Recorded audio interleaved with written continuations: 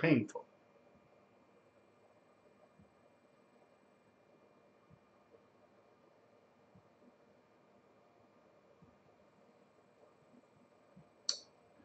The joy.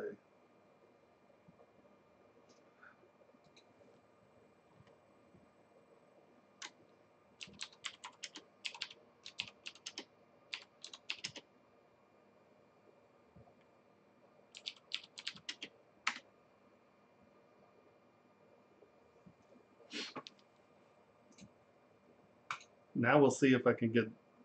Can you hear me? Do I sound like I'm in an aquarium anymore? I love how I can break my OBS. Come on, ZBrush, what is going on? Really? Okay, this is going to be, what the hell? I don't even see ZBrush starting. What is going on? What is this? Oh. Give it a shot. Come on, you can do it.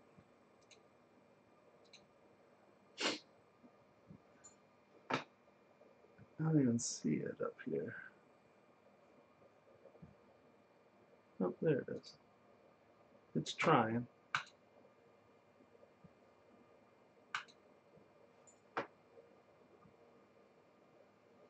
Okay. It is just going to be one of those nights, isn't it?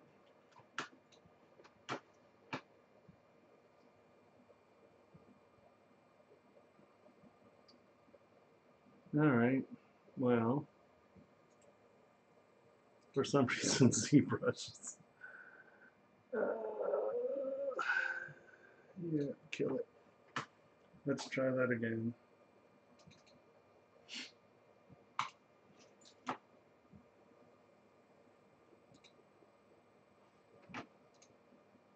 Now, come on.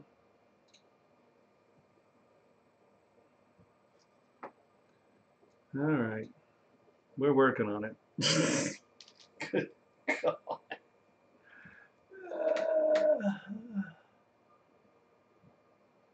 The agony. Come on. I don't know why ZBrush isn't turning over here.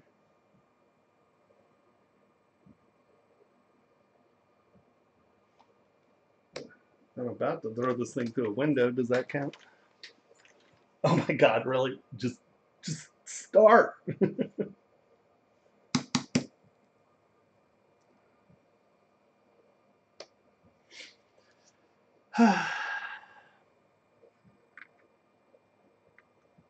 Ooh, that's a good point. I should run upstairs and grab a bottle of wine while we're trying to get ZBrush to boot up. There it is. For God's sake, what the living hajibus was that about? Has everyone looked at the magic wheelchair thing? Do. Try to compete. It's for a good cause. It's good things. Okay. I don't even know if I want to go back to what we were doing. That was painful. Absolutely nothing but a nightmare. Nightmare! Do I even want to open that model? Does anyone care? Was anyone actually learning anything? Was that of any value? Or should I just work on a wasp or something?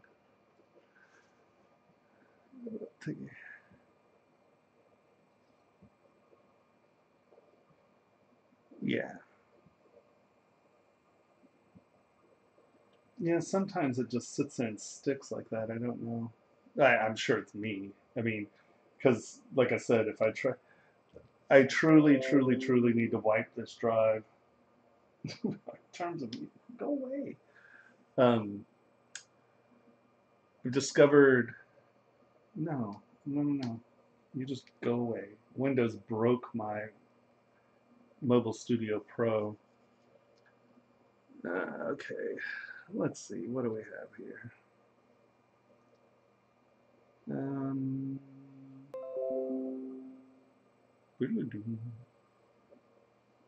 Oh, people are already loading up homework. Well, I guess that is tomorrow, isn't it? No, stop, everybody, stop. Um,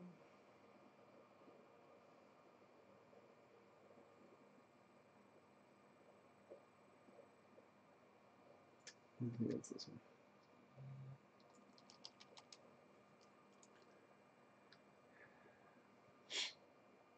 And I don't usually have a lot of problems with it. It's just, like I said, my machine's been really squirrely recently.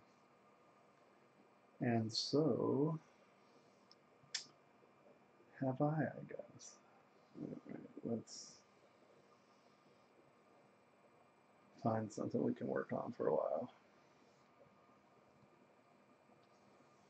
I have to work on my cicada. We can do that. Was anyone having a particularly grand time with where we were? Did everyone understand? Did anyone get anything out of that? That was supposed to be quick, and that turned into a nightmare. I completely apologize.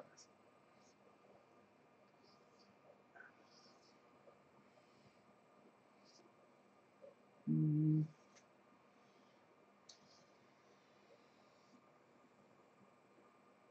Oh, so our new website's almost done. Aster and Orion, all of this earring stuff. That's finally coming to a point where I think we get our parts in June. I'm pretty excited about that because that was um, well, you know what? Why don't we work on this guy for a little bit? Let me find him. I think he's close. Oh my god, I have a lot of models. And this isn't even, I mean, this doesn't even touch the surface.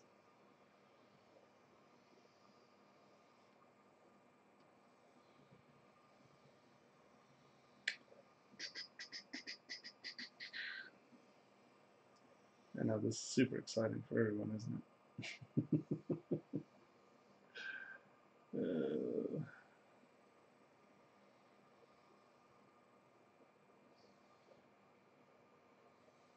Come on. I know you're back here.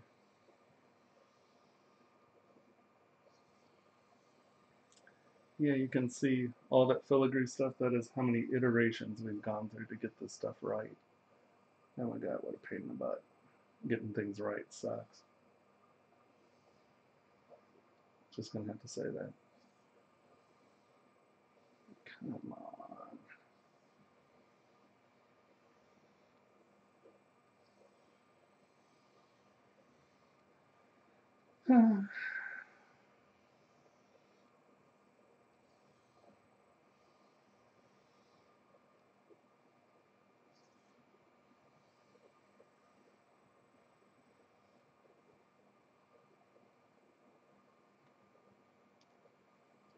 Hmm.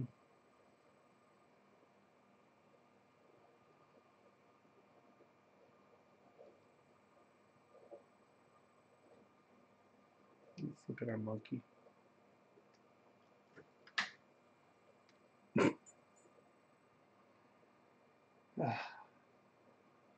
Gosh, that felt like an incredibly taxing class, and or demonstration. I haven't shown anything.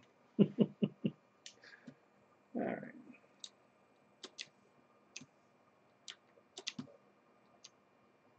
Let me go over this guy. Let's see what we can do here.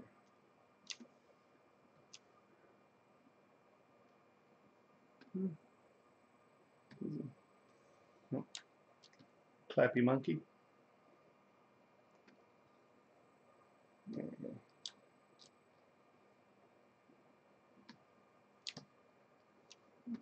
Okay. Nope. Back to here. Let's hide that.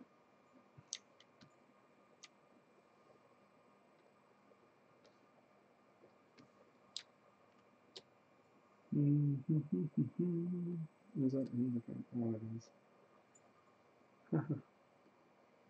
Denmark Public Works. Okay. Let's see where we are.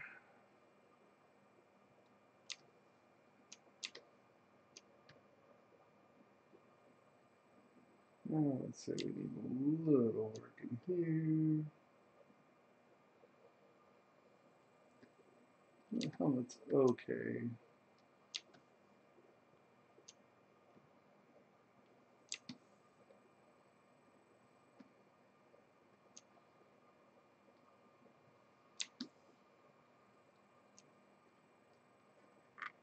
It's funny, this stuff's really small.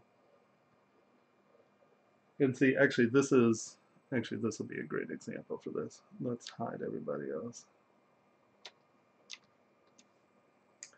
And so we're going to drag you up here, append the helmet. Okay. Yes, the helmet is squished to fit under an arm. So I don't want to hear anything about the helmet's all weird. No. It's just a prop. So, as I was saying before, oh my God, am I going to try to do this again? 5 million. How do I do it? See, it should decimate easily, but we choked out completely the last time.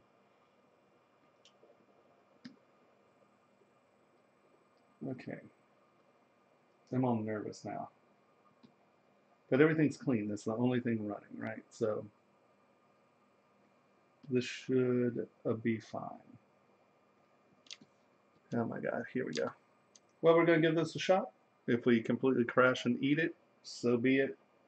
Not a whole lot I can say about it after that. So, as you can see, we're pretty well along here, right? I mean, this is fairly well detailed as far as the detailing of it is going to go, right? Let me delete that.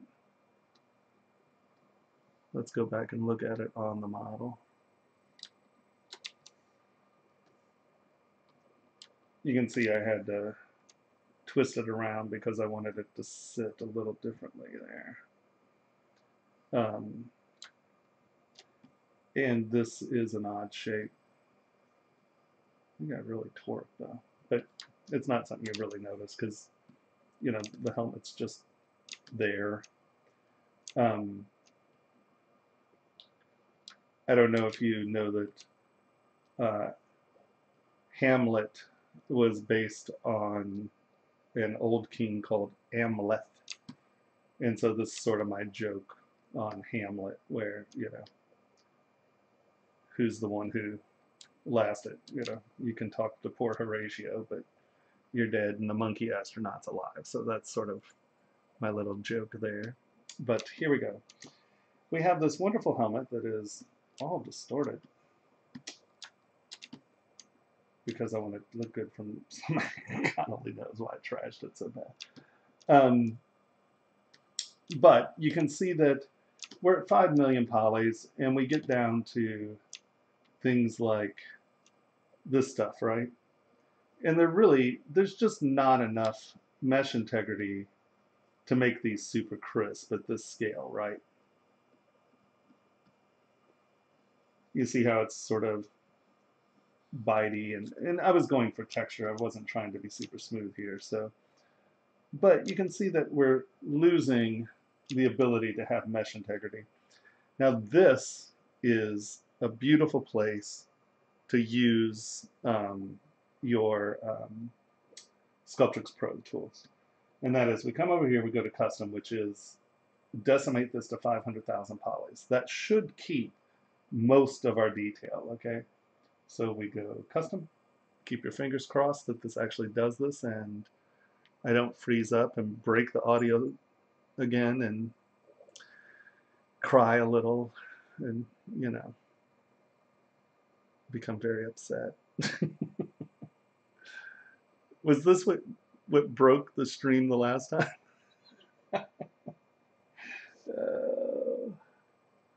Keep your fingers crossed. and it doesn't get weird. I might have been browsing the internet and trying to do 15 other things as well.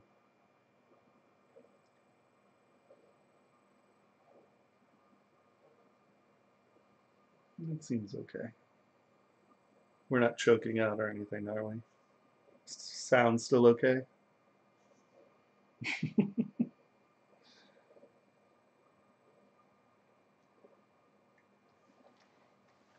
And I think uh, so. Um, this is something like in workflows that I discovered as I was, you know, going on. Since I like the sharper brush strokes of my clay tubes, I find that you eventually, especially when you start getting smaller and smaller and smaller detail, and you want them to be crisp because we're going to print. Um, I find that, like here in the Sargent and don't tap it. I'm going to tap it. It's going to be like blow up and freak out. Um, so we decimate, and decimated meshes used to be pure garbage. There's nothing you can do with them. But once you decimate this file, woohoo! Look, we're at 500,000. And really, okay, this is 500,000, and that, let's turn everybody off, is 5 million polys, right? 5 million, 500,000. So the decimation algorithms in ZBrush are ass kicking. So now what we can do, because I didn't have enough geometry here for the Sargent, right? Get the smooth, turn on my my Sculptress Pro, for God's sake. Right? We just come in here and I look at that and it's like, okay, well, that's pretty good. So I'm just going to come by and just right here where I need more geometry, I'm going to give it a little foundation. And you don't even have to be that, I'm probably not going to go over there, but it doesn't matter. Come in, come back out, and you can clean up some of those edges just by scrolling over them. But now you can take, oh, sorry, brush, my brush, stroke, Z plugin. I can't do anything. No, somehow turned edit off.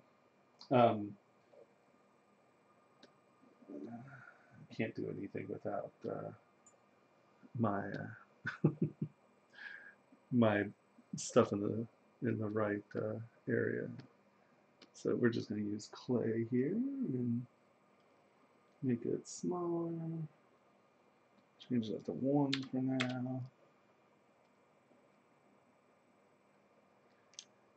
And we're going to change my focal shift a little.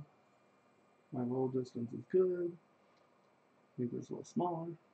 And now I can come in. And I can make these super sharp compared to what they were, right?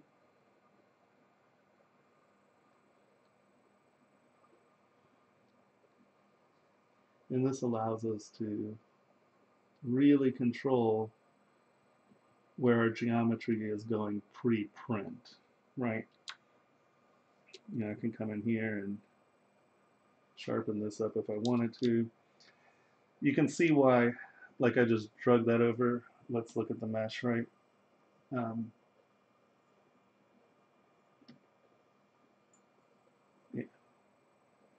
And you can just do it here. I tend to find I have better results if I get like the whole area,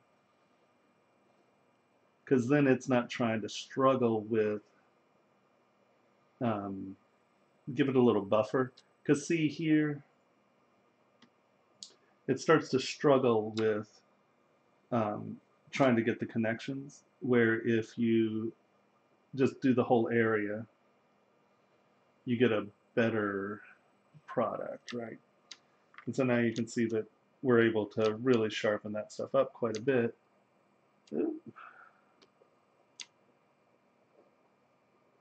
And that allows us to really control our geometry pre-print. And a lot of this stuff, you know, you see this stuff getting jaggy. I mean, this is super tiny. What do we have here? W, Y. I mean, you know, like those little teeth and stuff. You know, you're dealing with jagginess that's less than 1/10 of a millimeter. So, in all reality, chances are that's not even going to pretend to show in your prints. But, you know, you can futz with it if you want to. And me being me, I tend to, like I said, I want to get the whole area a little smooth. Come in, get that. And you can tell by my lettering and stuff, this is supposed to be loose, so it's not a huge deal. I wasn't trying to have super clean, you know, it was supposed to look a little bit more handwritten. And since these are so small, punching it after the polish, come down a little.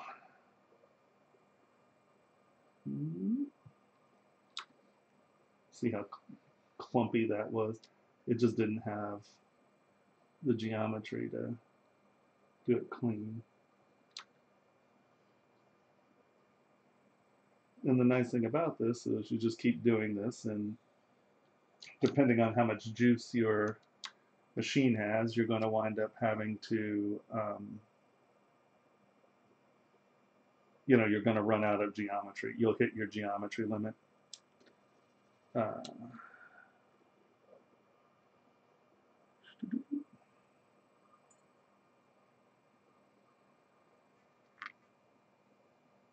And then all you do is hit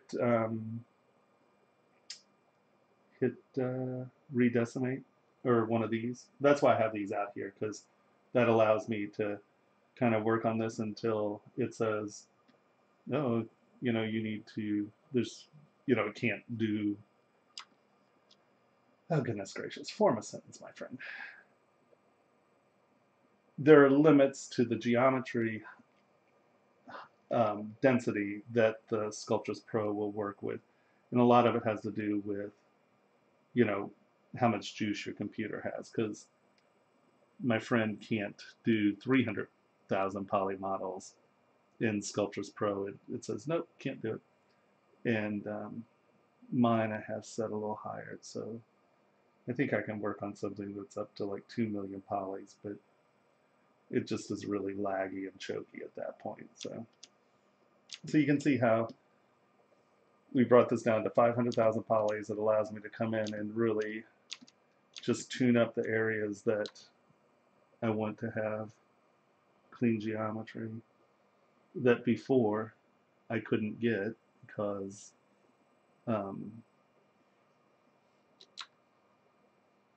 there wasn't enough mesh density there.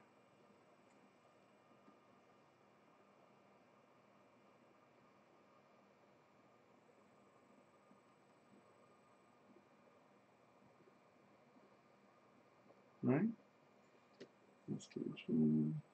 Let's see how much cleaner that is now. Right? That compared to that. You can see how lumpy this was getting. Well, now we can come in, clean it up. Right? And you literally can just go over and over and over again. It's like, okay, this is looking flat. I want this to be more of a plate, so I'm going to just smooth around it. Smooth over it. Let's just make sure we have, yep, we have a nice clean mesh. Now I'm gonna, let's harden our mask there. And I'm gonna drag that.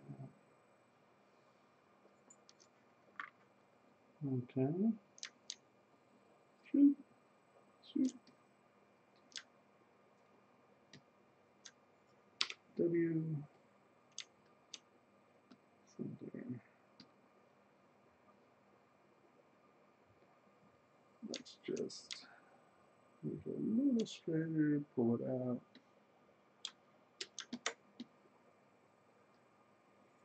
Thank you. And just come back over that little area.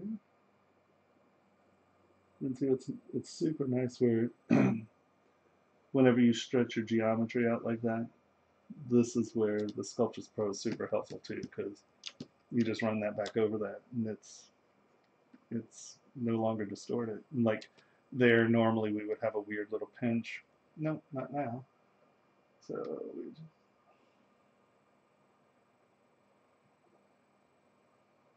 bring it in.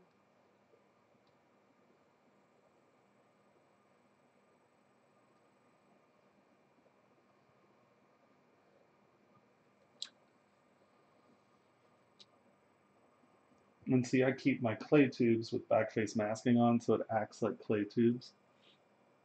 And so now I can come in with my sharper edge tool, because the Sculptris Pro tends to lag a bit. At least, I mean, I'm also at what 500 or 600,000 polys, and yeah, that's pushing its limits. But you know, you can see that my shift still is Sculptris Pro, but my clay tubes isn't, and it allows me to make slightly sharper forms. Because see that now, let me turn backface masking on, so now it can be a Sculptris Pro brush. And you see how it loses its layer tool and it turns more into a build-up tool. And I like the clay tubes because it doesn't do that. So that's why I leave my clay tubes as an active brush that isn't Sculptris Pro. And I just needle the geometry with the smooth. See, I'm like, okay, well that's a little, you know, a little lumpy. Let's just change our brush size. Smooth it, and I'll smooth more geometry into it, right? Does that make sense? See, we're changing the mesh density, and if, you know, I can go a little more and give it more mesh density if I know that I really want something going on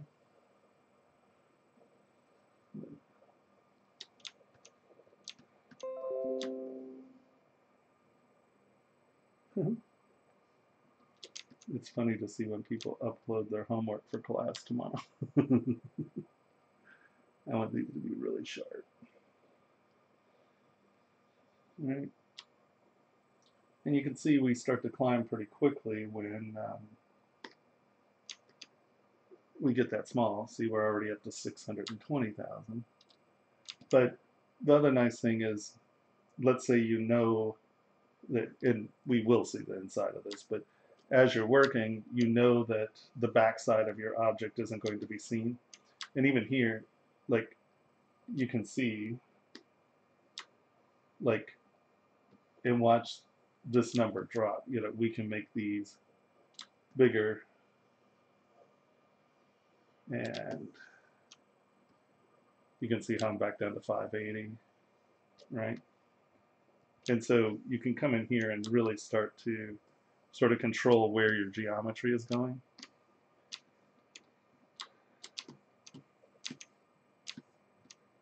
Right? We'll come back to here, and want that to be, and you can see we can get really nice sharp detail right next to really loose detail, right?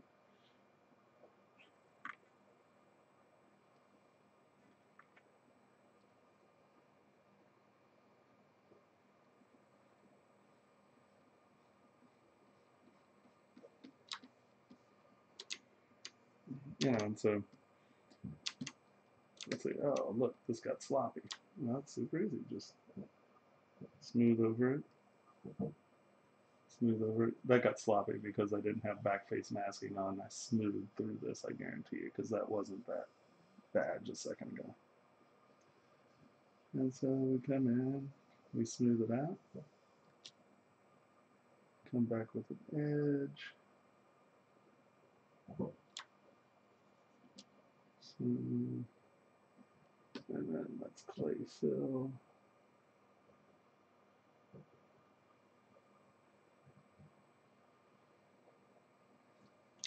Now we have a nice sharp edge there. We can come back in, clay tubes, make these nice clean rivets. Pick a tool, any tool. Let's pick this tool. And let's decide on, yeah, that's pretty good.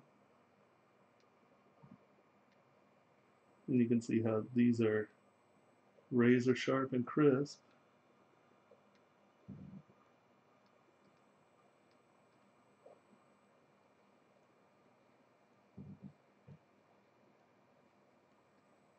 All right.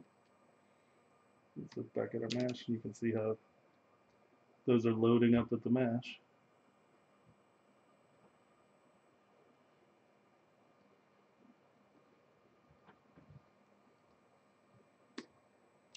Right?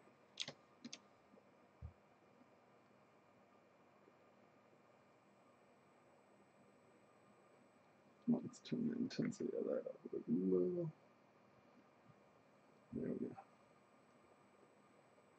I also find that the brushes tend to be, or act, a little softer when they're, oh yeah, see, me being sloppy. This is all because of my smoothing in here. And I just got close, and when you smooth, you want to use back face masking so you don't run into exactly this. But luckily, we can control our meshes, right? Just come back in, give the geometry where we need it. Start right there. Give it its full stroke.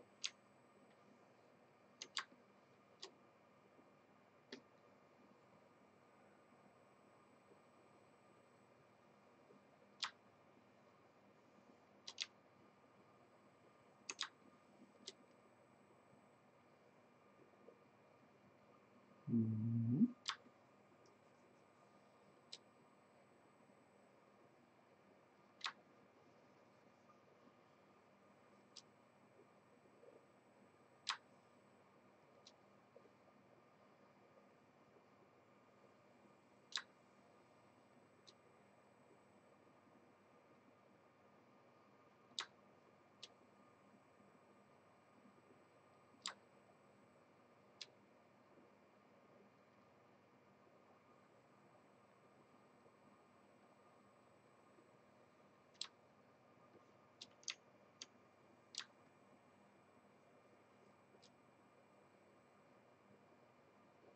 Very sloppy smoothing on my part.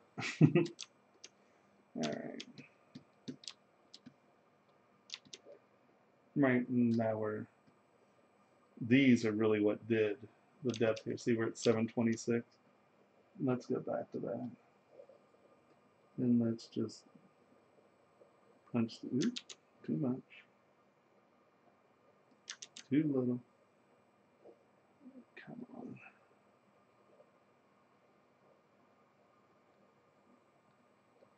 And just look at how quickly this climbs when we start doing stuff that's really small.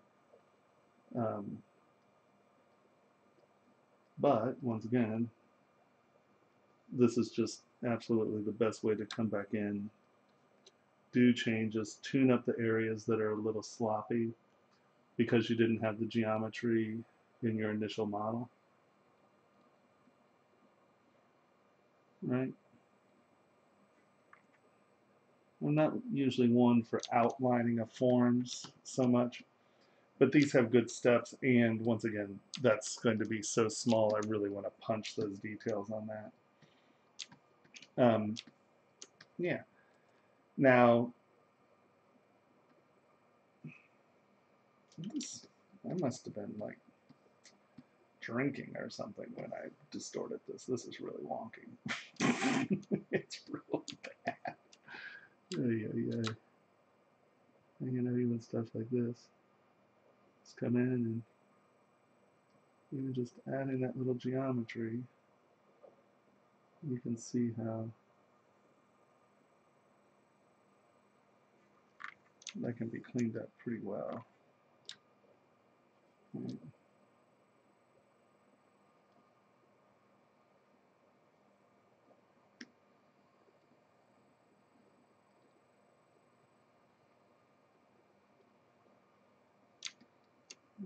Punch that back in a little.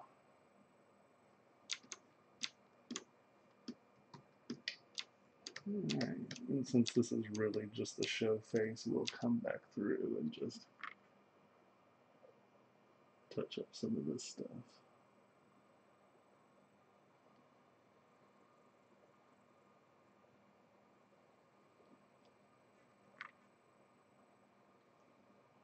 And what's super cool about this, you know, I mean, you can get in here, right? And just smooth that out. Make this smaller. Oh, I mean, look at how much smaller that is. You know, you could just noodle your way down and just keep noodling your way down.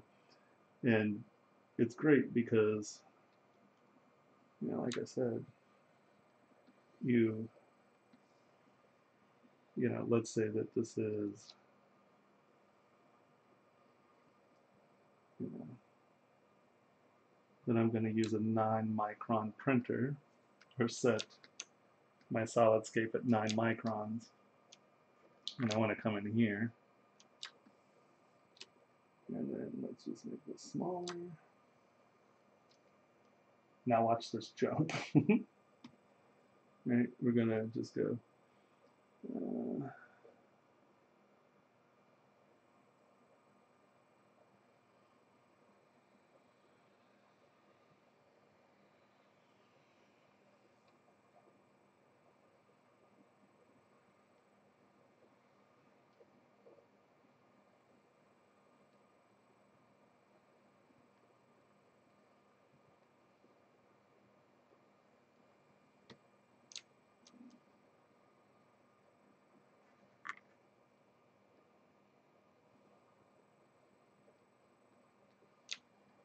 And then we can go in, change a brush size.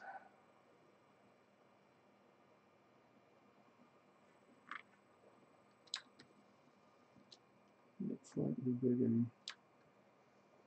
Kind of match that in some. Change our draw size, get it down here.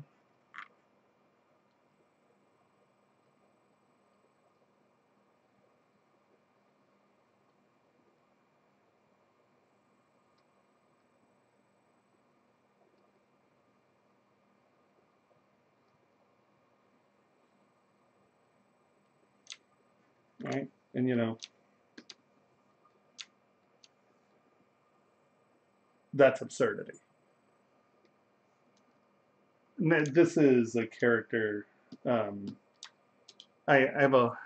It was Year of the Monkey, and I started making a bunch of monkeys, and so I'm just gonna print them all in little statuettes.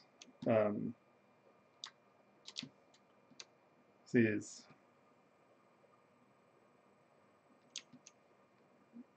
astronaut monkey, Sergeant Amleth.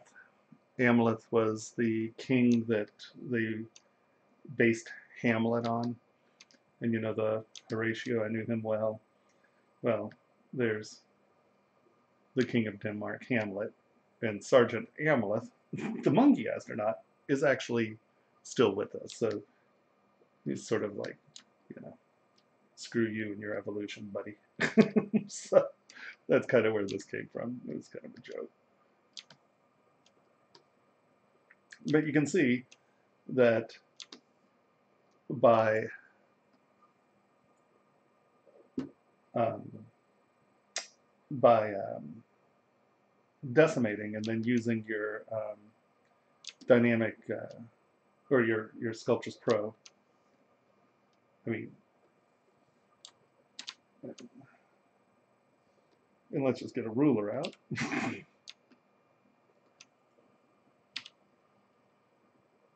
And so that's 1/10 of a millimeter, right? So what is that? That's like 3/100ths of a millimeter, you know? So needless to say, you can get ridiculous. Oh, that's a pretty good guess. 3.4. And that's not the full thing. So that 291. That was a good darn guess on my part. So you can see how much detail you can really get into something if you're using the decimation and then the Sculptris Pro Tools. I find that I like, much sharper. Like I said, I find that the Sculptris Pro Tools tend to be a little soft, but so this is another thing I get sort of, you notice I pulled my brush size and my dynamic brush scale out because, like I said, if I'm down here, trying to get a brush size that will deal with being down here, I find it easier just to use these up here as brush tools, or as, I just added max brush size and dynamic brush size, because that allows me to, see at 0.02 dynamic brush scale, my brush size is 5,000 right now, and I'm barely, what, 5 mil or something like that. And so come to here, just hit 1, enter, and now, it's down here. But I find that like when I'm working really small and I want to do some transition stuff, I find that I can't get the exact right size when it's here, and that's why I'll just drop this back, get it, and this allows me a lot of subtlety in the brush size, right? I can really tune it to be, where I want it to be. And so that's why, because I change scales pretty dramatically, and I like to work in true scale. So if I'm dealing with something that's 3 or 4 millimeters, it's easier for me to just drop my dynamic brush size or my dynamic brush scale and then draw size within it. I usually work at 1, and that's for the most part pretty good. But every once in a while you need to come in and really tune, like these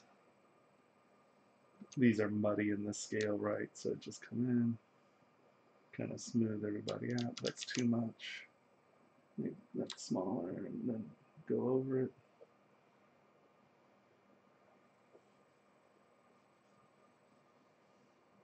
Kind of get around it. Mask twist.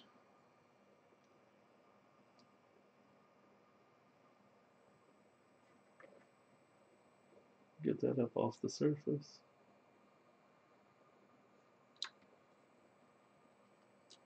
And then we can come back in, clay tubes or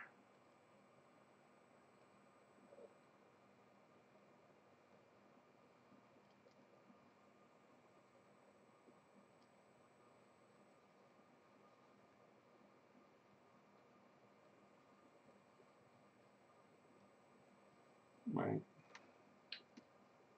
And we'll just make them bulkier here.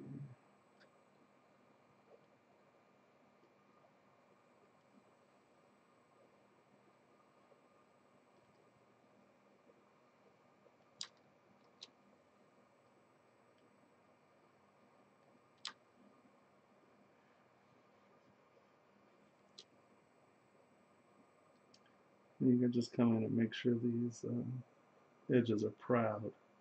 And when you polish them, even small, you know, that'll hold up much better, right? Once again, I'm just coming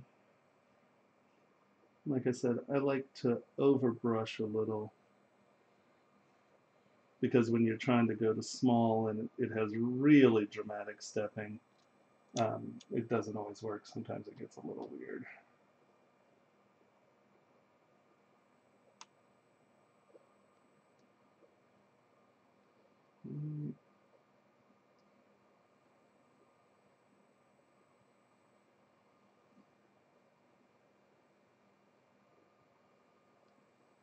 You got to think that this is being composed for negative space, right? So I'm putting these hash marked in here wide,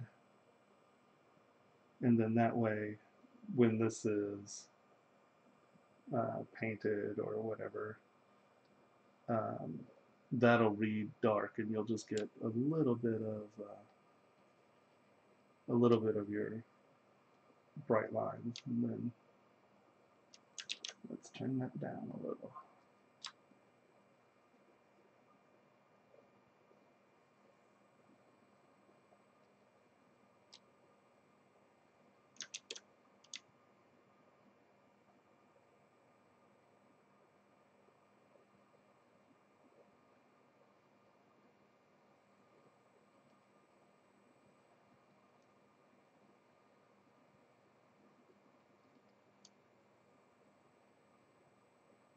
Sharpen those edges up.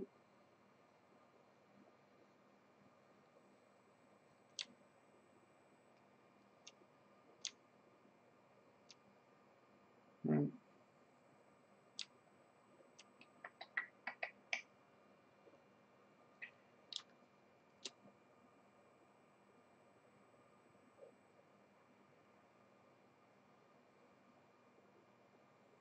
Yeah, like I said, I found that I've just gotten so used to using my clay tubes brush as a layer tool that I don't really, I don't necessarily like blocking up in the with the Sculptris Pro. It's just a little soft for me. I tend to define my edges and forms in my block up, and I don't like it that muddy. That's why I don't use the standard tool when blocking up much. I mean, unless I'm trying to define a really sharp line or something. Because a lot of the creature guys do, and gals, sorry, not being gender specific. But because, you know, using the standard tool, you can really get some soft undertones and really start to build muscle structure and such. And but since we're always shooting for something that's coming um, out of the computer and into printing or milling or manufacturing of some format or another, you know, that geometry's there. I just really like to have control over where my geometry is and how it's working. And I just find that being sharp and high res in my block up, I wind up with much better results. And I'm not redoing things 15 times. You know, if you have it really soft, you just can't define certain stuff easily. And so there, you know, we get really nice detail for the most part where we want it.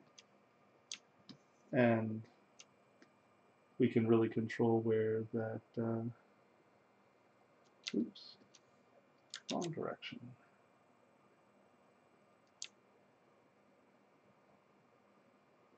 When we're getting this small, I really try to, see, I'm coming back and really make sure these edges are sort of popping up off the material, because these are super small, and that'll polish back down. You want to give it like a little jump on the polish. And it helps you kind of sharpen corners and such. And once again, this is really crude because it was supposed to look like handwriting. And also, it's being so small, it's not. Super critical. Oops.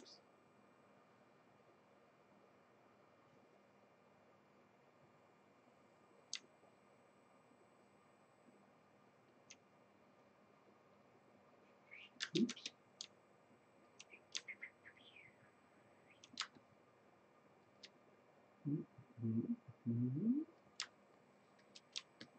See, I'd never be this sloppy if that wasn't like an eighth of a millimeter. Because when you're out here, you'll never see that crap. All right, that's a little better. And so we will come back here and choose what next to sort out, right? I think that this torso area could use a little work. So let's select that.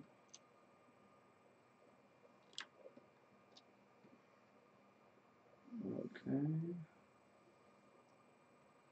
Append.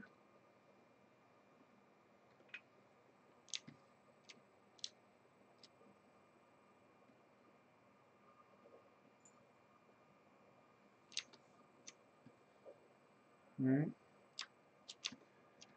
Now at this point we could feasibly chop this up a little more, because if we were going into production, I would contemplate making these, you know, cut the arms off. So this is a clean intersection.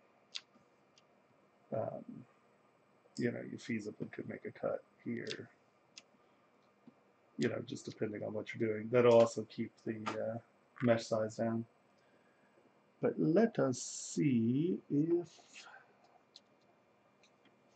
we can do this. Let us go.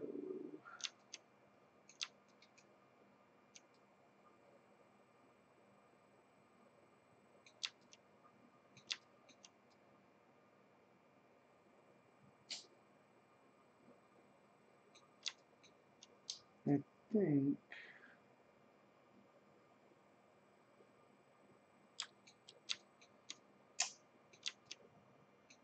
I'm just debating on whether we should chop these now. It's going to give us a little bit more efficient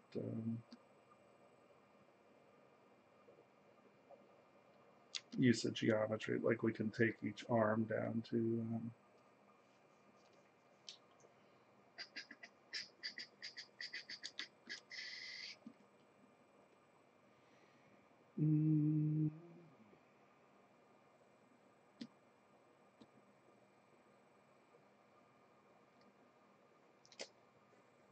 polygroup from paint.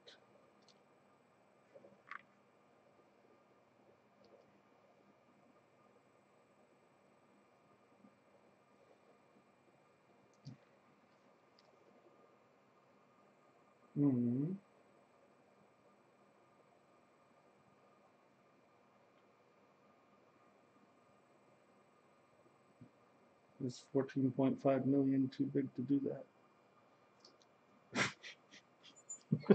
Here we go.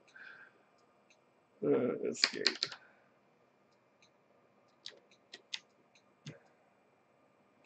Normally I would paint border lines and then polygroup it, split the groups, and just close holes. But I don't know if polygroup was really super excited about a 14 million poly model.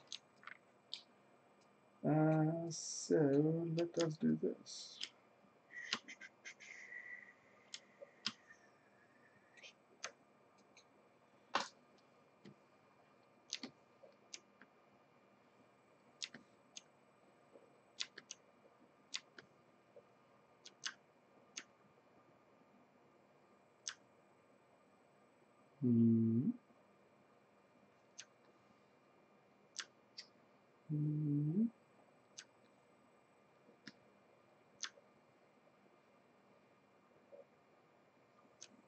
Control W.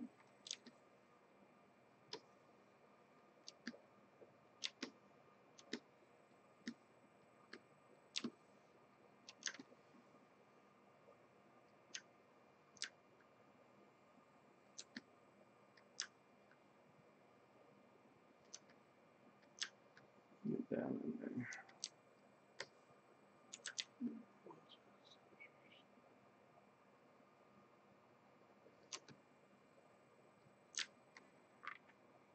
Notice I'm not being super careful here because if I'm going to rebuild these joints as keyed joints, you know,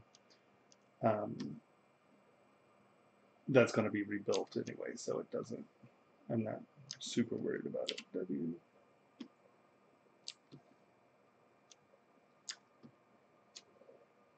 Okay. And now let us do, let's go all the way around. Yeah.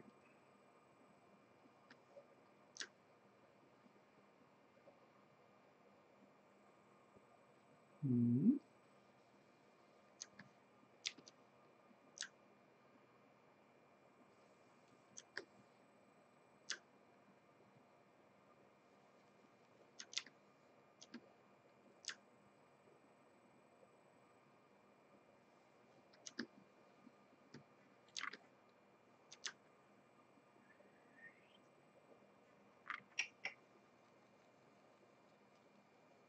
Oops.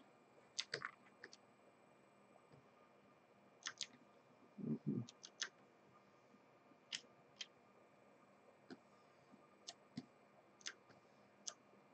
Mm-hmm. Make sure we're not missing any spots.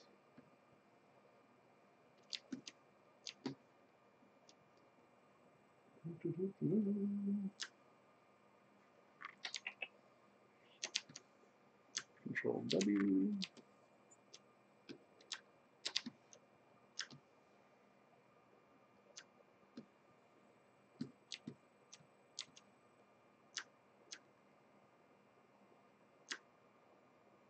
Mm-hmm. Mm-hmm.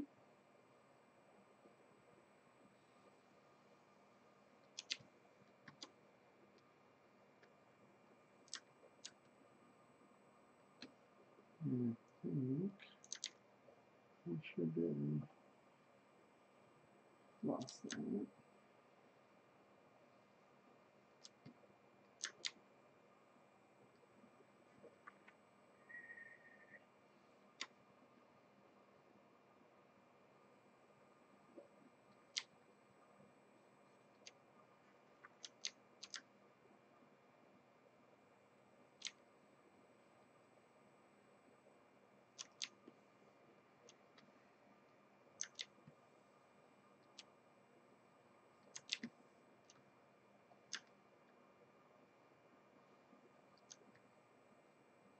Oh, well, I'm a ding dong. Forgot where I was masking to.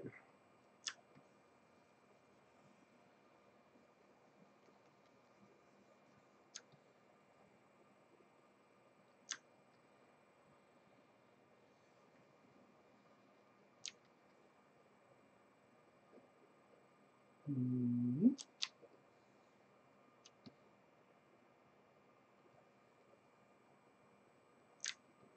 Mm-hmm.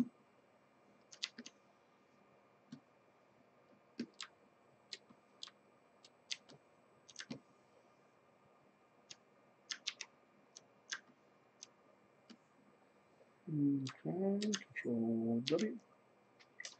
And I think that'll do it. Let's look.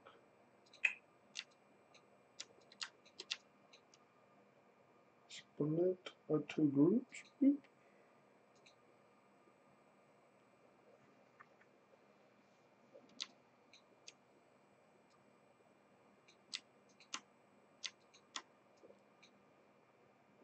Mm-hmm.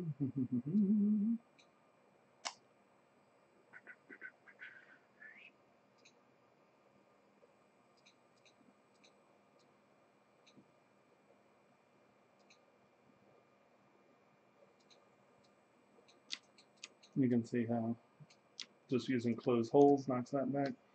And you can see what I mean by it didn't really matter because we're going to lose this anyway.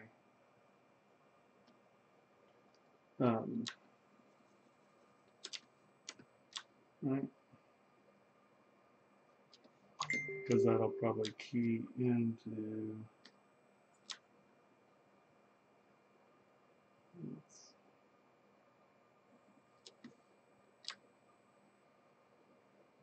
alright, so now you have a part. Holes closed. I would suggest doing Control W and making them all the same polygroup. Because if you do then in turn use split polygroup again or something like that, it'll choke it out. And so here we have 1.6 million, right? Which really isn't that bad, but let's pull off our thing. Let's actually see what 250,000 will do. Let's see if we can squeak this in some. Normally I would duplicate before I do this.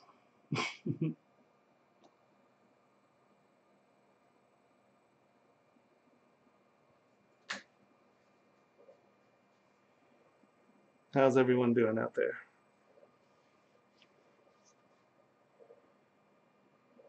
Any questions? Any desires? I'm just trying to show you how awesome this is. Because I assume other people use it this way, but I just found it's great. So here you go. So look, right? 250,000 polys. Undo. 1.6 million. Okay, 1.6 million. 250,000. It's so good. The decimation algorithms are so good. And so now, okay, this is how dumb I am. See, he's a bunnery sergeant. See his little bunny? Isn't that cute? Okay.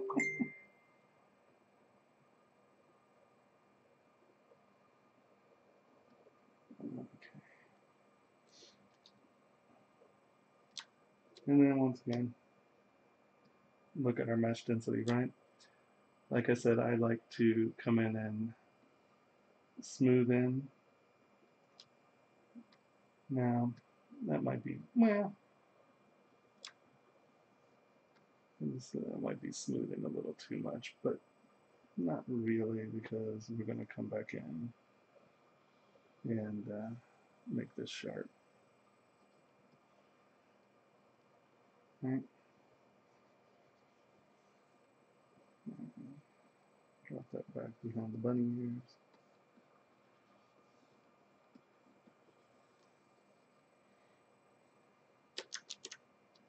Alright, and so now, take my clay tubes, get it in here, and let's see what we have.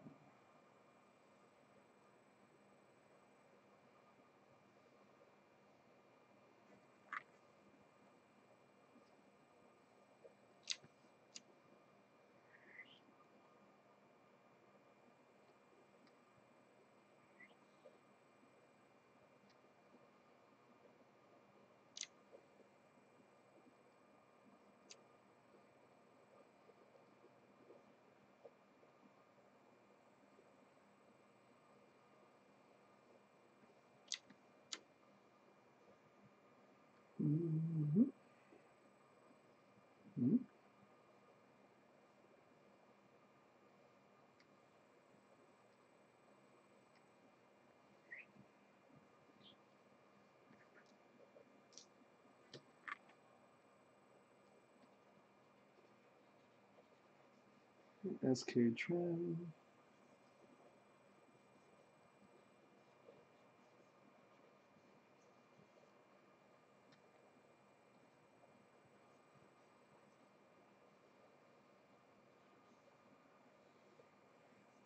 Like I said, I'm a little looser than normal as far as all this stuff goes, because I sort of wanted that fabric-y kind of lumpy stuff. I didn't want everything to be super sharp and machining, you know.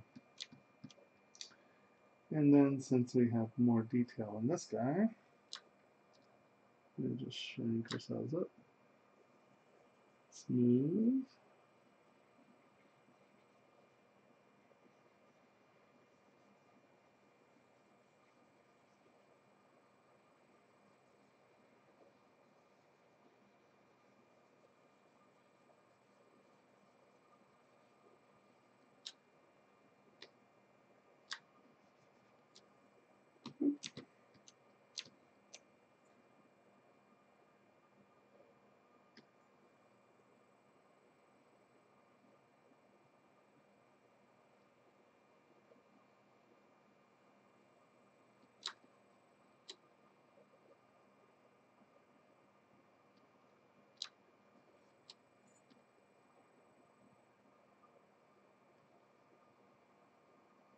Get a little point in there.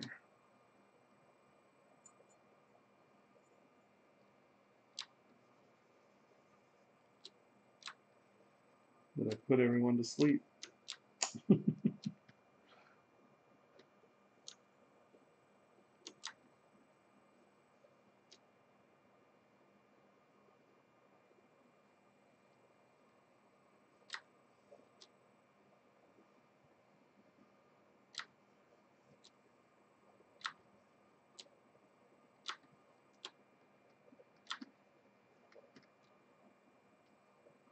Mm-hmm.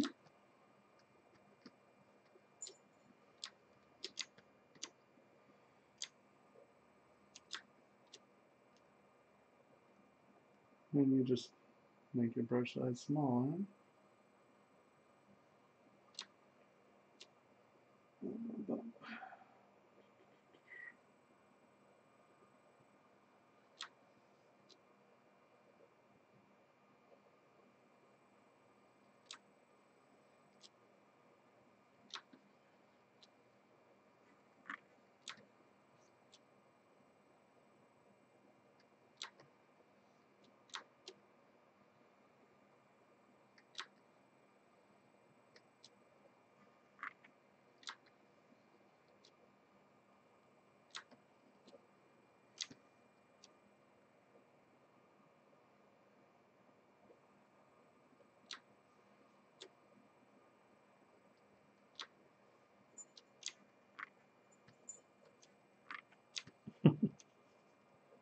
No, this is just a little figure. I just make weird crap. I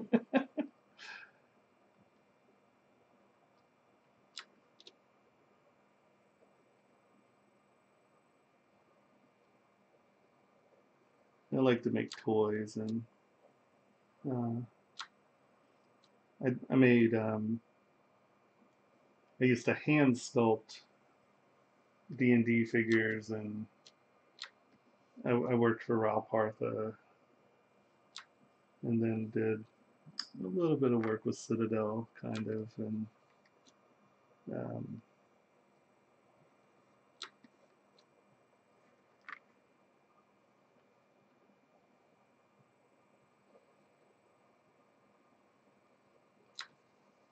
but you can see how this is fantastic, because you can come in and do beautiful stuff, super small.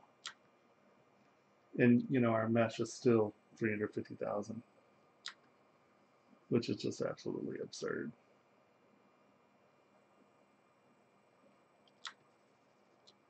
Come in and really punch this stuff up where we didn't, you know, you just, no way you had the geometry to build up something this small. Um, even with huge mesh densities. And now this is definitely a come back and tune before printing stage. There's no, it's not like you're gonna come back from this really.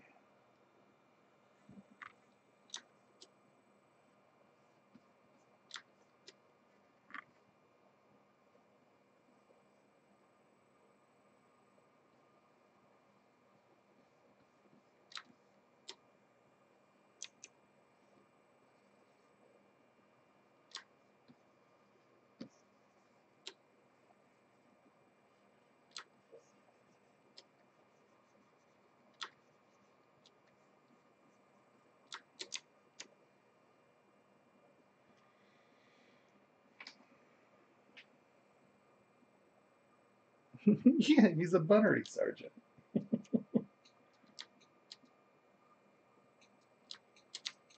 Here, I don't know if you've seen the whole thing. There he is.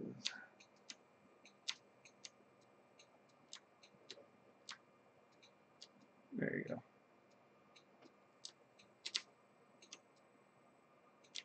You know, right here, I have 34 million polys. And so what I'm doing is going back and doing that final, detail crisp, because see, you can see that's sort of where it's at there, right? But by coming in, dynameshing, coming back to the model, and we can really punch these lines and have very, very little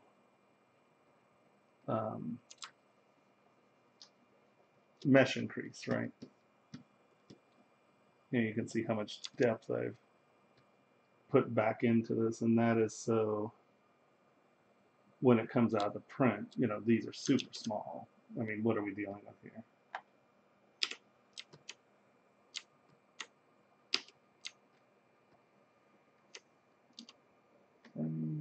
Oh, it's already a Y, that's why I'm not getting it.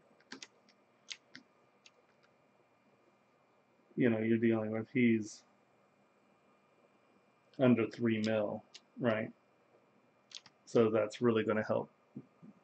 Oh yeah, I'll print it.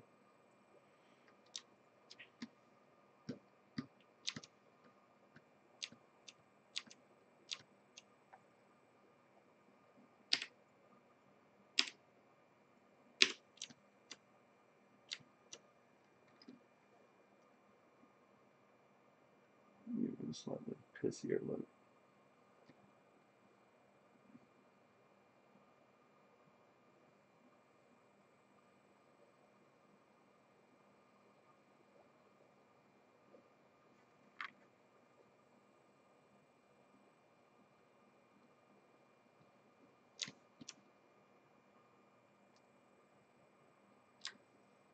Oops.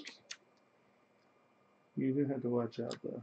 If you make your brush bigger and then you smooth, you can wipe everything out pretty quick. Right?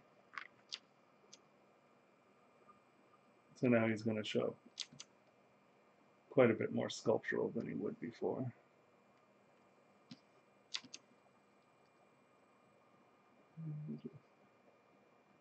Move this back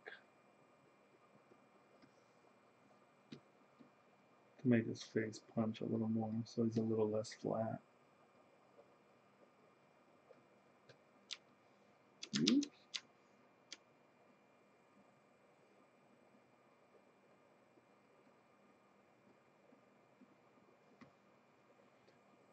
Once again, just make sure it's not lumpy and the curve still makes sense. Right.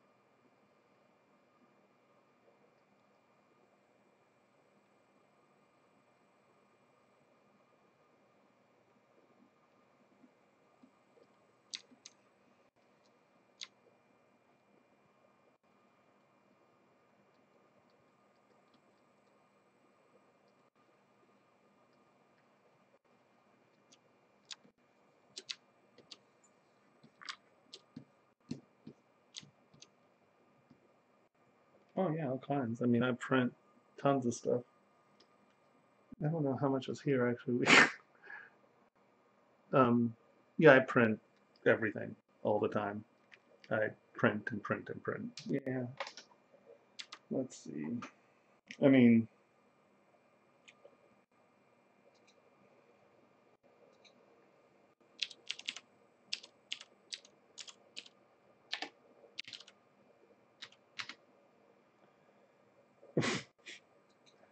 Okay, I can't spell.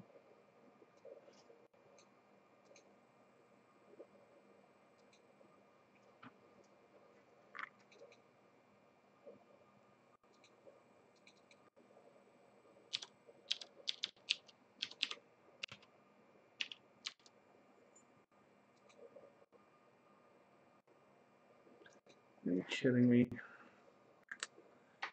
Arg.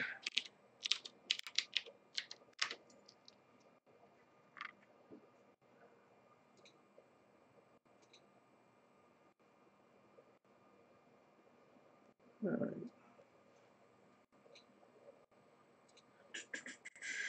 I mean, all of this stuff's printed. I don't know if you're familiar with my work at all. Oh, what is that about? We're not even thinking.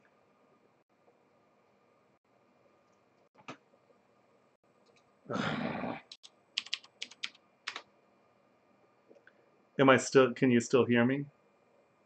It's not warbling?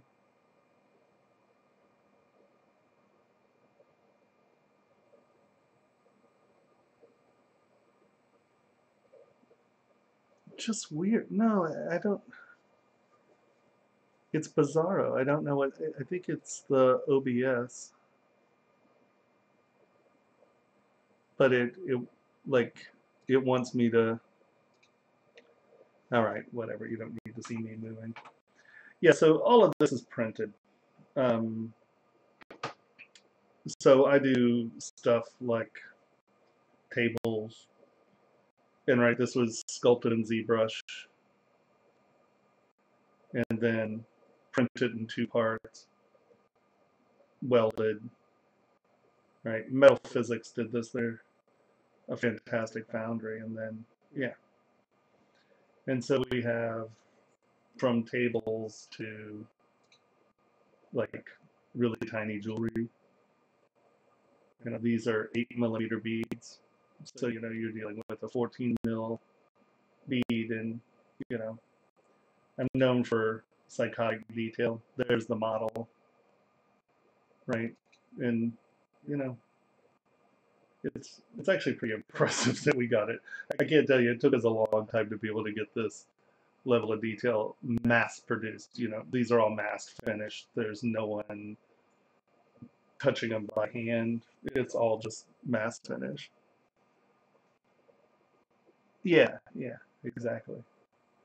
Um, and then let's see.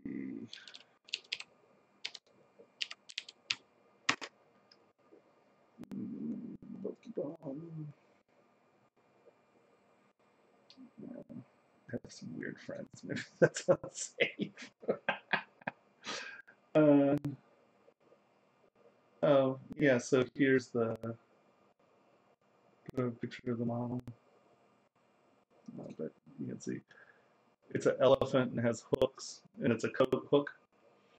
Uh, Here, let me.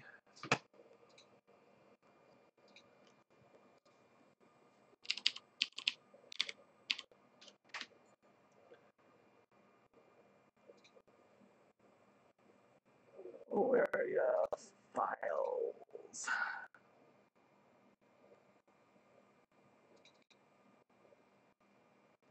Like these are. I think a picture. Yeah, here it is. So this. Why are you blue?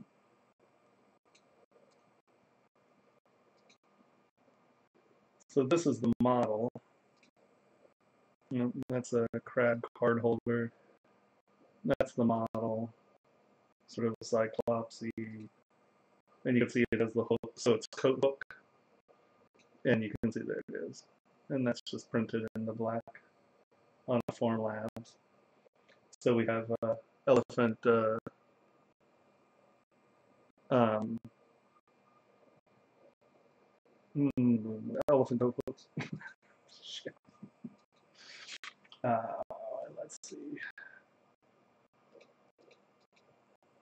That's printed. And this is my cicada pendant. This is all my beta stuff from this. Excuse me.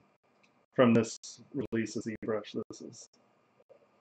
This is kind of the jewelry I make, sort of weird, crazy, wonky.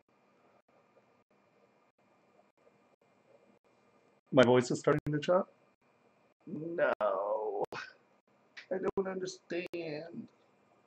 It makes no sense. Hold on, let me look at my task manager. Is there something crazy going on? No, there's nothing on.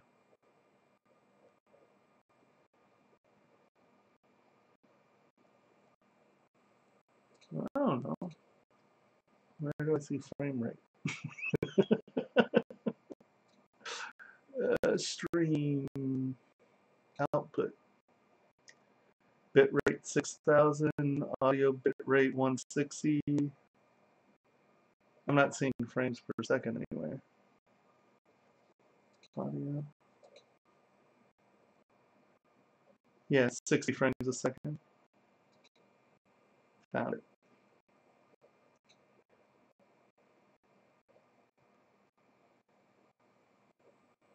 Well, no, the video froze before. I switched to the Streamlabs OBS, and for some reason I can break it. I don't know why. Because the other OBS was giving me drama. See you later. Well, let's see.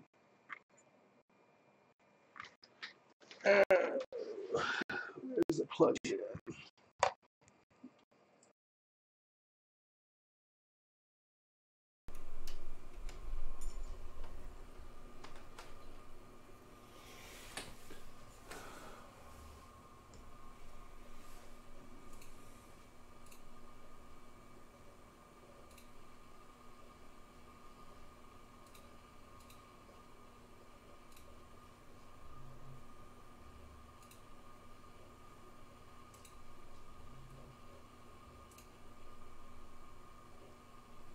Hey, did that work?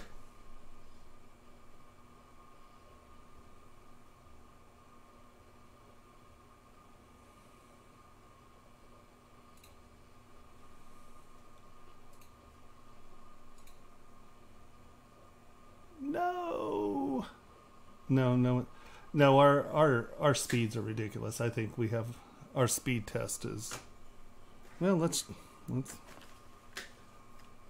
our speed test is okay. Do I need to turn audio input settings?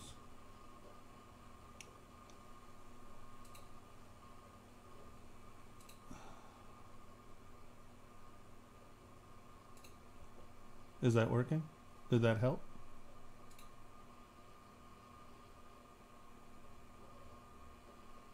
Is it stereo now?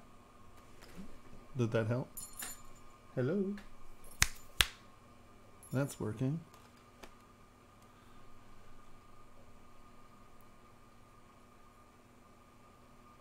Can you give me a thumbs up? Huh. That is super weird. Settings.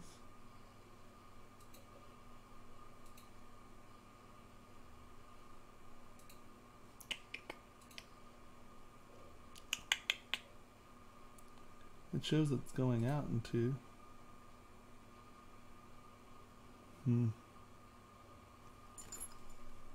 Yeah, it's weird.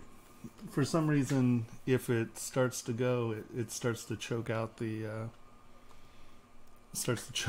program. Ow! And then did that just happen? I fixed the camera and then I blew out a channel. Shit. I mean, I guess I could try. All right. Tell me if the mono gets ugly. We can try just rebooting the OBS. Not the whole system, just the OBS. No one wants to wait for my system upload.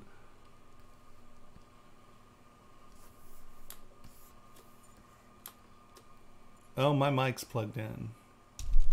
I mean, nothing happened to it. It was just, did that help? I mean, that.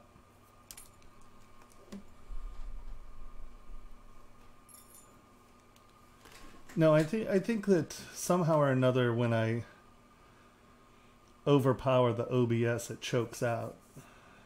Because,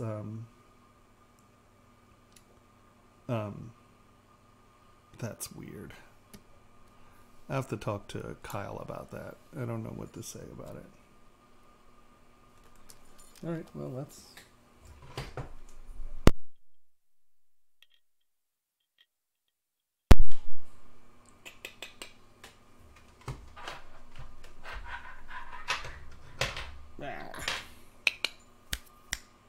Did that help?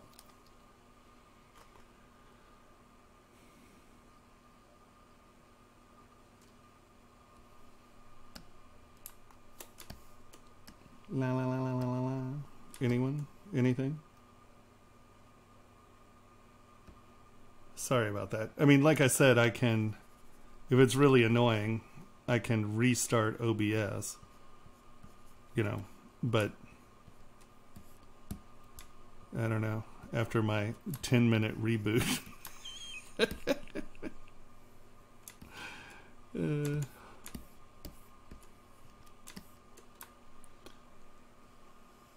But just tell me if you want me to reboot the stream and I will.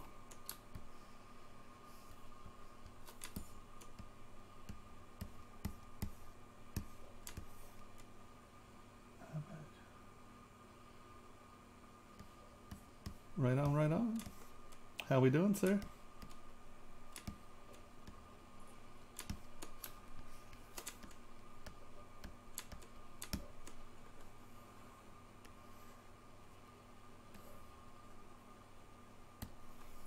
I'm always a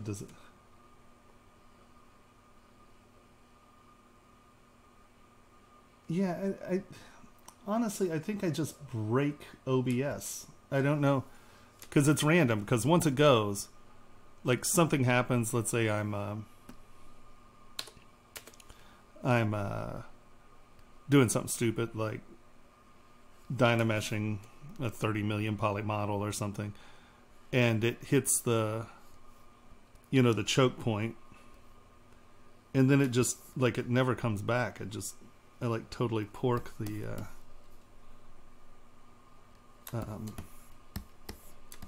program just bites it or something. I don't know. It's very strange.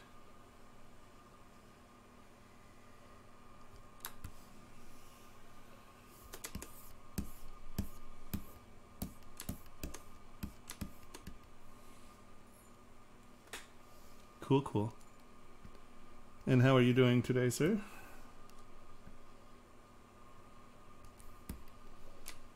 Let's knock that back some.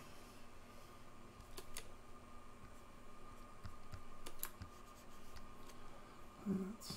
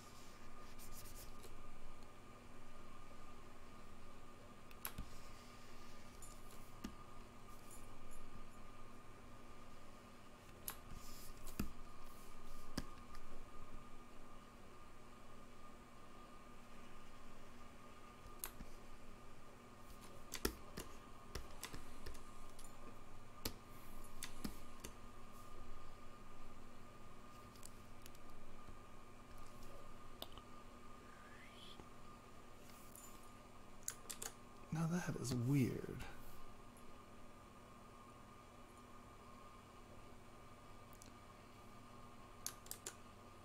That is super bizarre. That's not Slash's profile at all.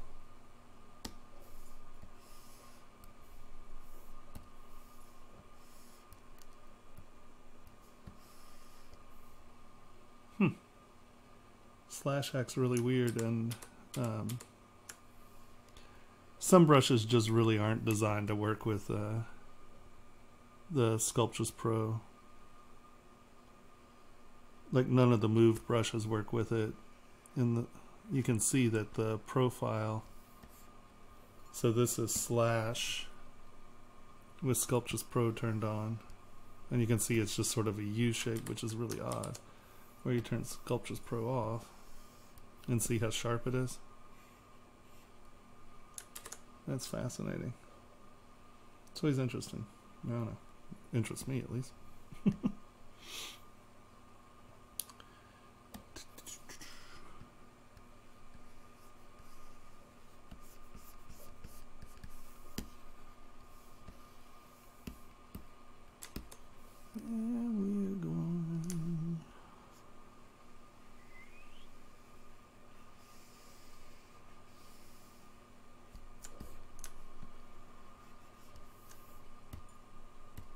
That's interesting.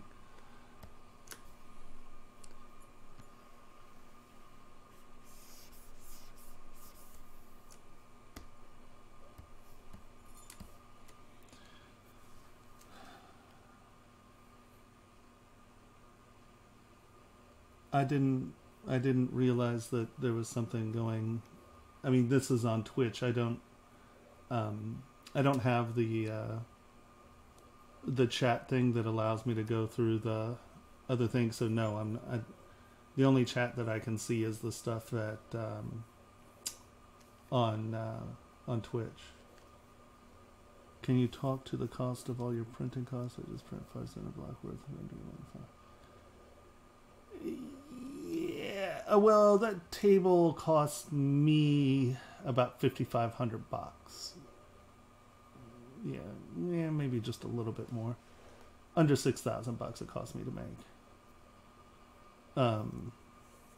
The rocking chair bid was like $35,000 to have it made. Well, no, because I mean, you sell it for, $24,000, and you made your money, and I can afford to make 2 more. So, it's a specific market for sure. Specific market. I'm trying to. Unfortunately, it's funny. I have been so busy that I haven't really been able to deal with the placement. Unfortunately, I missed it this year. There's a gallery in Miami that's willing to put it there and try to get it in for Art Basel. But I've had other priorities, and it sits in the ZBrush office at Pixelogic. It's part of the office furniture now.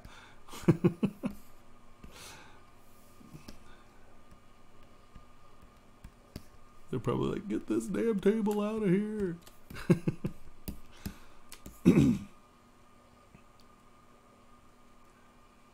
Well, I'm now scared to open the internet because it seems that I lose something every time I do. If you go to here,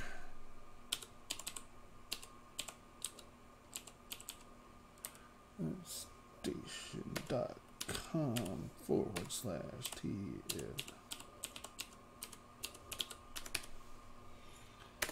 If you go to ArtStation, the table's on that page. It's a bronze. It's sort of my homage to. Well, okay. My friend, his grandfather started Herman Miller, and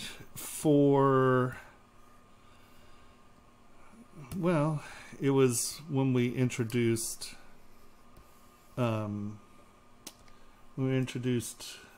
Z Modeler. So that was that R7? I think that was R7. that was my beta model for, I'm going to say R7. And so my friend, who, as I said, his grandfather started Herman Miller, I always loved the Noguchi table. Noguchi is, I'm a big Noguchi fan. He's a very talented dude. And he made one of the most iconic mid-century modern tables there is. And so that's sort of my homage to the Noguchi table, sort of a Sullivan Giger sort of table. It's sort of a little more Gigery than Sullivan, but yeah, that's, we're going to get the rocking chair done at some point, and that's the table that goes with it. It's really quite humorous. But it looks good. I don't know if anyone went to the summit when it was, the ZBrush summit when it was shown, or when it was there. I think Metal Physics is the foundry who did it, and they do just absolutely great work. They are awesome.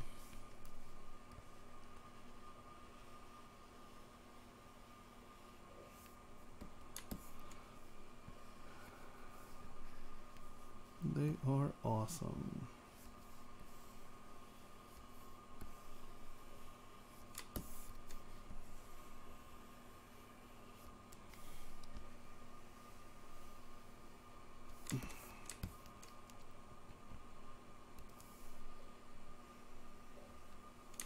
No, that wasn't it. Yeah. It's a Geiger Noguchi. Giger. Whatever. He was an absolute loon. Awesome. But he was a lunatic.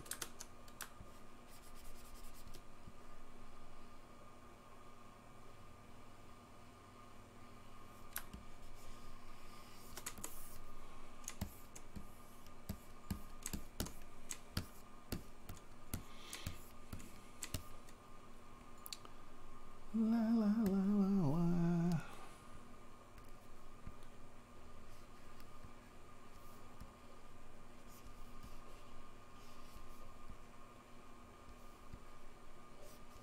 Yeah, it's funny. A lot of people use the alphas and stuff, and to do this sort of stuff. I'm really a lunatic. I like to do it by hand. I think that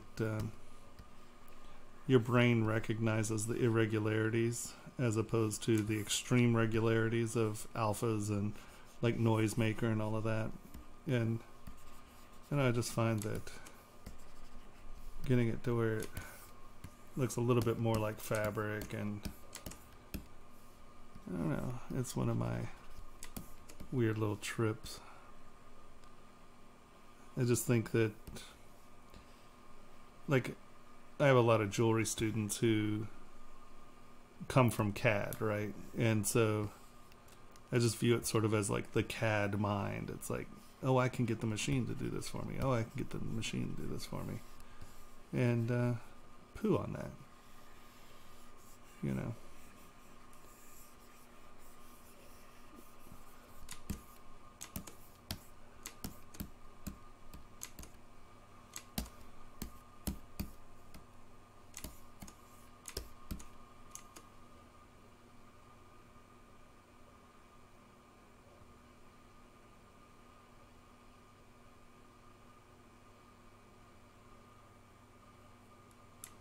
Yeah, no, five. What do you know? What? Sorry. We sort of got distracted from that comment. Do you know what? I mean, was it literally just a 5 centimeter block? Was it for casting? I mean, I don't even understand. I mean, what printer was it? Like, if you printed a 50 centimeter block on a SolidScape, I can understand it, only because a 50 centimeter block on a SolidScape printer could take you, like, seriously, no joke, like 4 days at a serious micron, you know. But what was it for? A vendor's yeah, that's just, I mean, was it made out of metal? What was it printed in?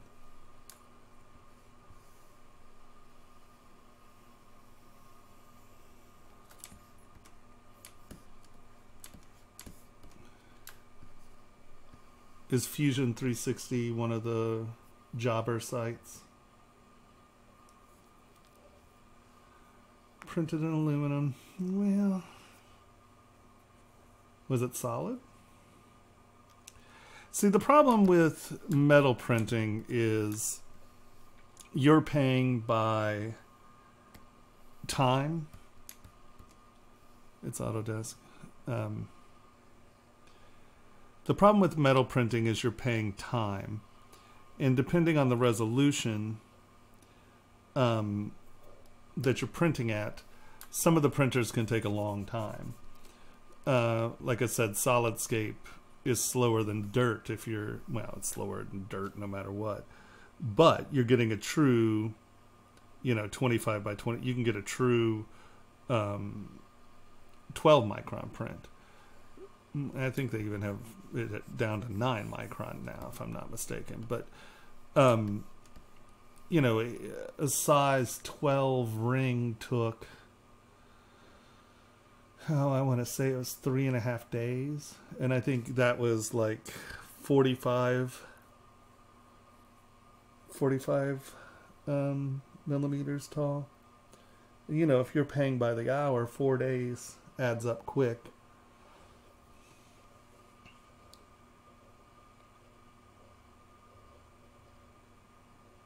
Yeah, that's crazy. Yeah, the thing, you know, the metal printers can charge what they want because, unfortunately, you know, a cheap one is, you know, $150,000, $200,000. So there are just not a lot of them out there right now.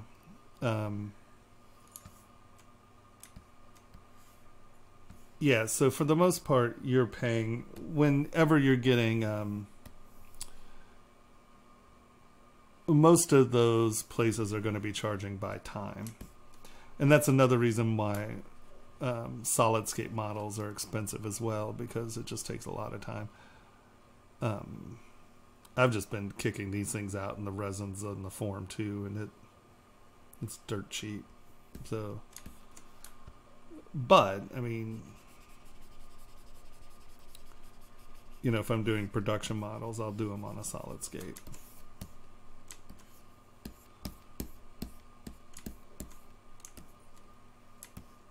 Yeah, no, it's tough because, unfortunately, the printers are very expensive. You know, unlike, you know, you can, well, SolidScape is as solid a professional printer as you can buy. I mean, if you're doing jewelry or small object stuff, it's what you want. You know, and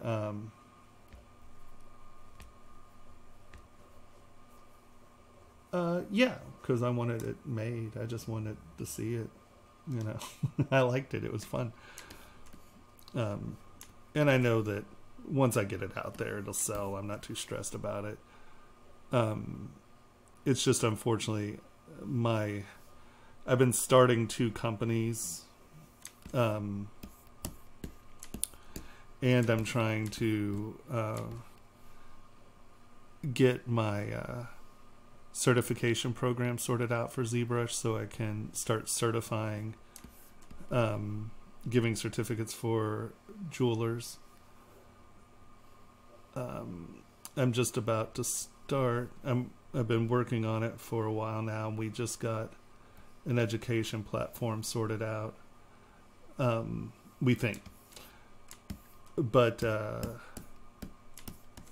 trying to get it to where I have modular driven classes, sort of like Sean or Shane Olson, so people can get the basics down, and then we'll do the live stuff, you know, where we're not wasting time talking about like navigation and things like that, where you can get most of that stuff done. I mean, if someone's still having trouble, I'll be accessible, of course, but so I've been working on this education platform a lot, and these two jewelry startups, and I've just been a little too hectic to spend my going back to Miami and getting it into the shop and blah blah blah. It'll happen at some point.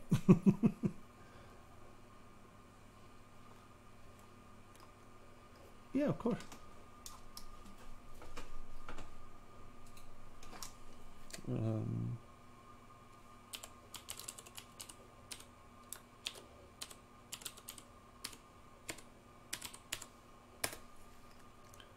No, that's supposed to be at. Oh, and also, I don't know if I'm supposed to flagrantly self-promote. But if you go to houseofwittelsbach.com, we're starting a mailing list, and that is for the new class. I'm just trying to get that up and going. That's really my goal this summer. I haven't been taking a lot of work because I've been trying to get this education thing sorted out, because I've been talking about it for a year or so, and it's most of the groundwork on the two jewelry companies are done. Aster and Orion just got its web page up. I don't know if it's open to the public yet, but we should have our prototype, or we should have our first order of parts I think by the end of July or something like that. So that's almost ready, and so now that allows me to have time to really concentrate and try to get this education thing done and just sort of float until those two jewelry companies sort of take off and start generating some cash. I normally do a lot more freelance and a little more aggressive selling my stuff, but I've just been like, I think a modular education thing will be good, and that way I can test, and if I can test, I can certify. And in the jewelry world, that's kind of a big deal. So that's sort of what I've been hammering on. Okay, cool.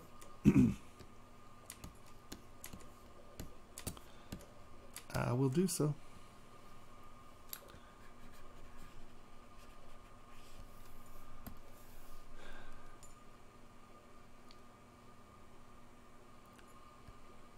Yeah, when I work, I get paid pretty well, so I was working a lot at the time, so it wasn't a big blast.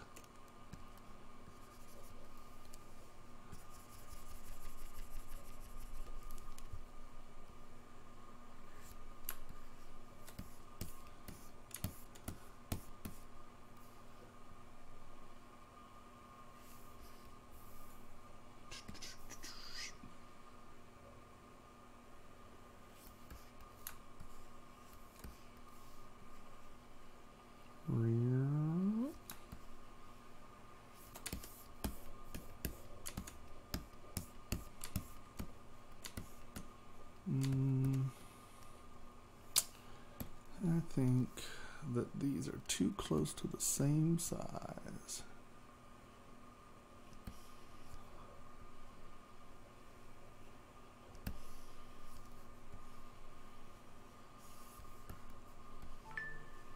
There we go.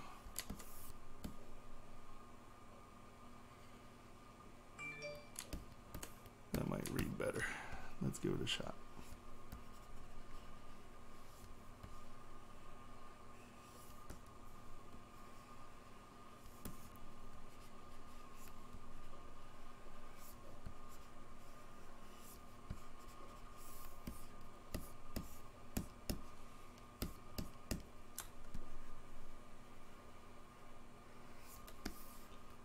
Yeah, boy.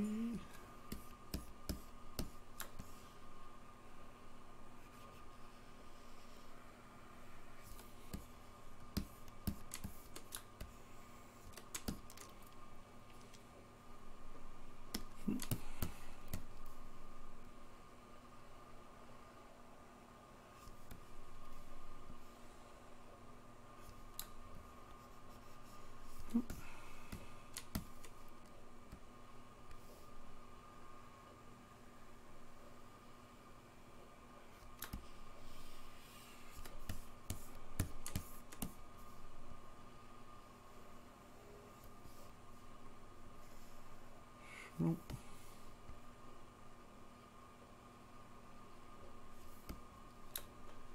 And now let's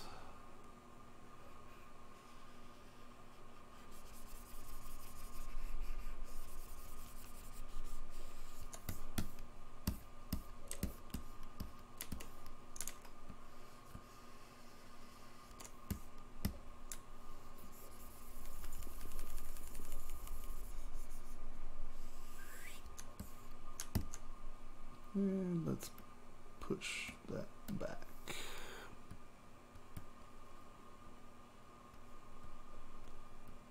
Kind of down and back and under, just so it's actually a level change.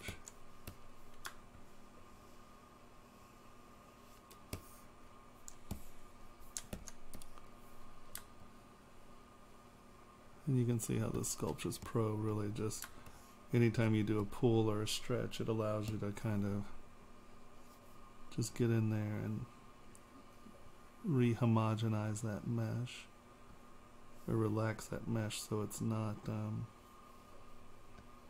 stretched in weird geometry, and now it's a clean layer. It's kind of a weird shape now, somewhere along the way. Woo! Too strong.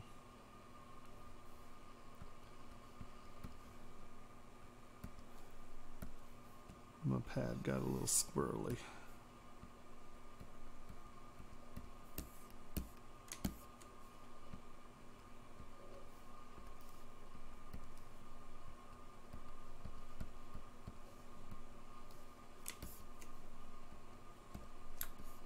No! That's what I mean, you gotta be careful. You just come through and wipe everything out. It's like, ah! Mask. And just push that down and under again. Just so it's really clearly a level change and not just a line.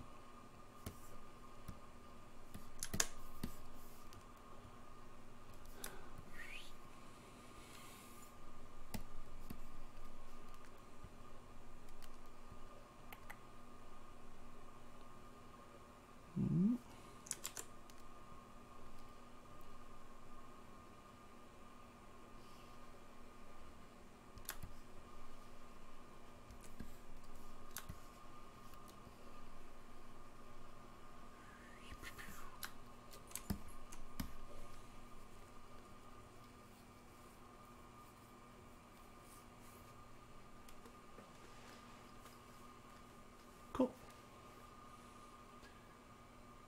That's awesome. Thanks. Yeah, I'm trying to. That's. I just got that up today. Trying to build an email list so I can,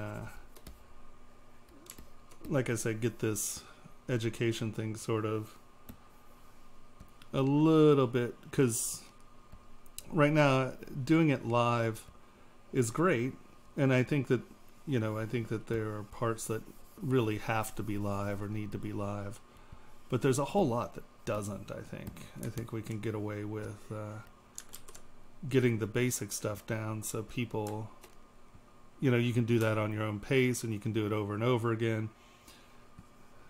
Because the problem with my class is I have people who, well, it's not a problem, it's just we have people who know a lot about ZBrush, and then we have people who don't know a lot about ZBrush. And you know, you try to explain to everyone that, like, during the crit sessions, it doesn't matter, you know, how good you are, because we're dealing with you, and I'm just trying to get everyone up to speed and kind of doing their own thing, you know. And I think that it just leads to quite a bit of insecurity. And what people have to understand is we all make work that sucks a lot, often. You know, I can't tell you how many hours I have behind this friggin' machine, and I still make stuff that sucks all the time. And what I think really makes a successful working artist is when you realize that, yes, you do make stuff that sucks, and yes, it really blows, and yes, your time frames are running out, and yes, you're freaking out. And you know what? You just kind of strap it together, and you can get rid of the thing that sucks, and don't hold on to it. Just kill your darlings, you know, get rid of that crap. Don't try to save it. Throw it away, set it aside. You may be able to come back to it like in a year or two and fix the thing, but just redo. It's so funny because I was doing really big models before ZBrush really was acclimated to doing really big models, and I crashed so often. I lost, I mean, it was before quick saves and all that, and I lost so many models just trying to hammer it. And it's purely my fault. I was trying to get the machine to do things it didn't want to do. And I'll tell you what,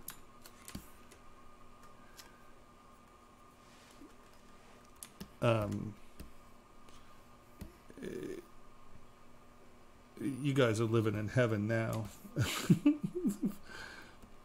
It's so awesome what this program does now. It's just like I had to sort of reevaluate what I teach, because it's just like, well, you know, do you really need to know that anymore?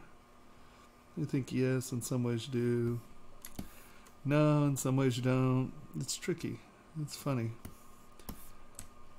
But, you know, it's still a fight for real geometry. Like, if you're going to print, or you're going, you know, for casting and stuff, like if you're just printing, it's really different, because, you know, the model you have is what you get. But when you go into casting, you had shrinkages, and you have, and you know, the waxes shrink, the silver shrinks, gold shrinks differently than silver. If it's thin and it has fat parts, and then it's thin again, it shrinks differently than if it's thin and tall. And it's really funny. I think that sometimes the people who take my class are just like, oh my God, this person doesn't know anything. Because, you know, they want definite answers. They want, oh yes, this is that, you know. And unfortunately, you know, casting is as much an art as the designing. I mean, there's just the humidity in the room, the temperature and the humidity in the room. I mean, who the hell knows? I mean, it's magic.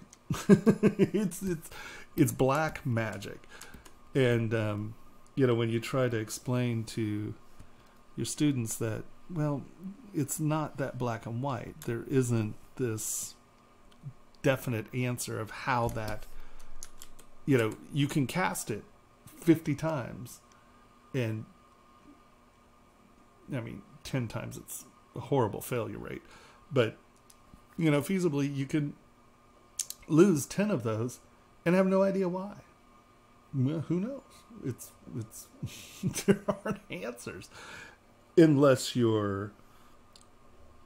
that's your life. And I know some casters who will damn well be able to give you a good idea why it's happening, but it's not like it doesn't happen for them either. You know, I mean, it's a crazy world, because casting is random. I mean, it is, you know, now with really good casting machines and stuff, and the vacuum overpressure, and you know, you have a lot less failure, but it's still, I mean, I can't tell you, like Jason at Casting House and I standing there, and he's like, oh, that piece will never cast, but we'll try it. And the piece that we thought would never cast no problem, had no issues at all.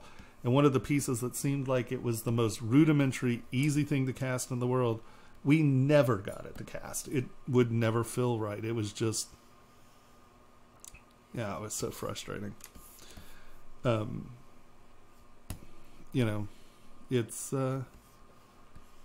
not, I mean, obviously it is a science, but I'll tell you what, it's not science. I mean, it's black magic. It's witchery. It's like, what? Yeah, no, casting's been a friggin' trip. And I love my students who are all like, no, I want to cast and I want to set the stones and I'm like, every single one of those things is a separate career. You know, I mean, it's like, you know, I want to drive a Formula One car, but I also want to be a brake engineer and I also want to do the tires. You know, why can't I build my own Formula One car? Well, you could, but you'll never be good at anything because you're going to be spending your time trying to figure out a little bit of everything. Yep, exactly. Exactly. Yeah, make bigger sprues. Unfortunately, with my stuff, try to make bigger sprues. I got little lines everywhere. How are you going to make bigger sprues? Yeah, it's 1, 2, 3, 5. See, those went right back to the same size as those.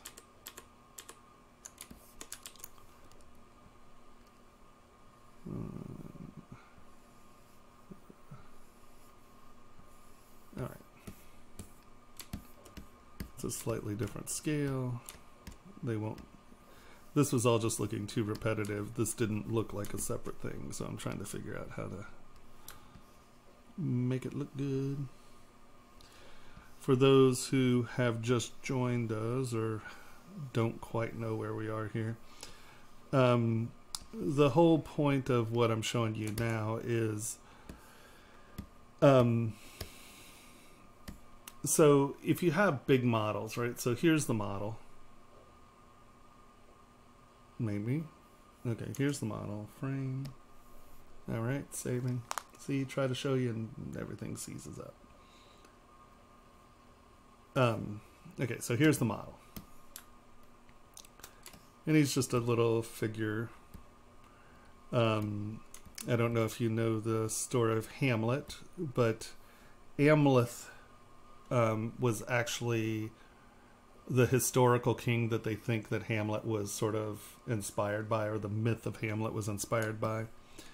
And so this is my little play, you know, oh, Horatio, I knew him well. So this is supposed to be Hamlet. And then Amleth is the monkey astronaut who's like, haha, I'm still here. I out-evolved you. Let's see. Little sewer cap. Denmark Public Works. I think the date, yeah, 1599 is sort of the estimated date. And so when you start working on models like this, right? And let's go to the helmet because that's what I did first. Let's go to the helmet. There we go. So this is 5.92 million polys. And you can see that we start getting clumpy lettering. This starts to clump a little. You know, there's a little detail here, but trying to get that to be more so, it just doesn't work. So I pulled the part out. Boop. Let's go to the helmet. Boop, boop. Let's hide the arm. And so since I was doing the beta testing and stuff, thanks. since I was doing the beta testing, I was trying to figure out how to use the Sculptress Pro to my benefit, because I like to I block up at high resolution. I usually start at about 1 million, usually work in the 1 million to 7 million mark for my block up. And why is because in jewelry or objects for print, you want to start thinking about the pieces or parts in layers, because layers show up much better than like half domes, right? Steps show up better than just lines. Yeah, no, I have 300 million poly models in here somewhere. It's broken up into a couple, but the woman on the, oh good God, I'm having a hard time talking. Sorry guys. The woman with the Tengu hat, just her head is 50 million polys. Just the Tengu is 50 million polys. And that's all one piece. So that's a huge model. But yeah, I have a pretty kicking machine. But so the easiest way now, so I like to work where I get my sharp edges and stuff and sort of build things up in layers. And I just can't do that with the Sculptress Pro. The Sculptress Pro just is a little soft for me at the beginning. And so what I do is I work up my model, my base quad model, right, until we get, so that's 6 million polys. And I'm starting to run into areas where my mesh is getting distorted, and I'm just not, you can see this is the average here, right? And when we start to get over here, you can see that it's pulling and stretching there. I really don't have the geometry here to pull off a nice letter, right? And this mesh density is, the 5 million polys. So what we do, we separate it out, and I decimate it. And I decimated this to 500,000. And then we just come back in, and you can see we can just assign the geometry where we want. And I did this earlier, and I think I wiped it out. But this is the kind of stuff that you can do. And once again, this is ridiculous and stupid, and there's no reason in the world to do this. But the fact is you can, and this is just good mesh management, And that is, let's say we come down here and we have this little bolt, and all I do is smooth it, and I'll use my SK twist and just raise a bead so it's separated off that surface, right? And I'm like, okay, well, because I'm going to be printing this a foot or 4 feet high, we can get detail in here. So I'm going to take SK trim, and I'm going to flatten the head out of this a little.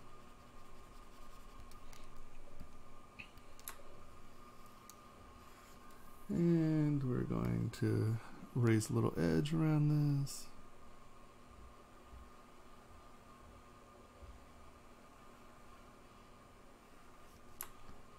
Whoa, whoa, whoa.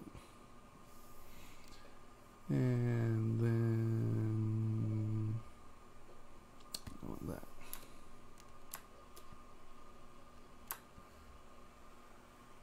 Right. Get down here. And now I want my screw to say,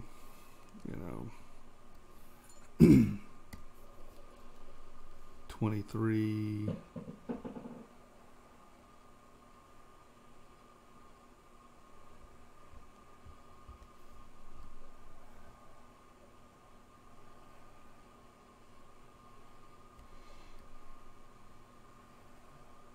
I'll just build it up a little.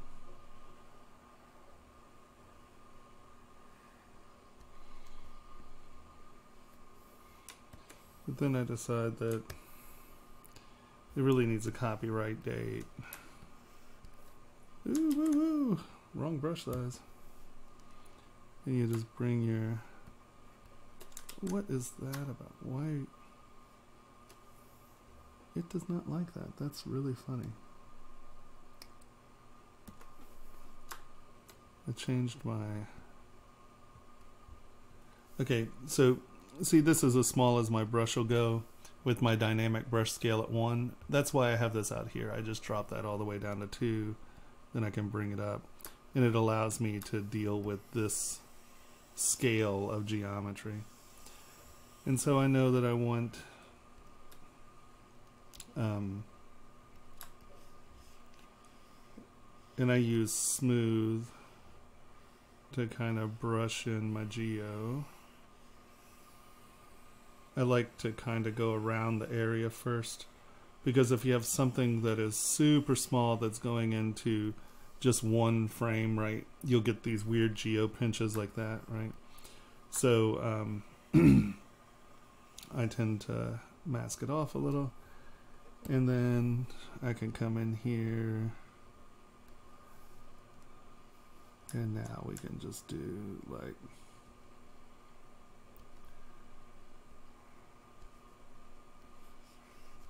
is that up or down? No, that's just, oh, it's because that's the wrong button, Tomas.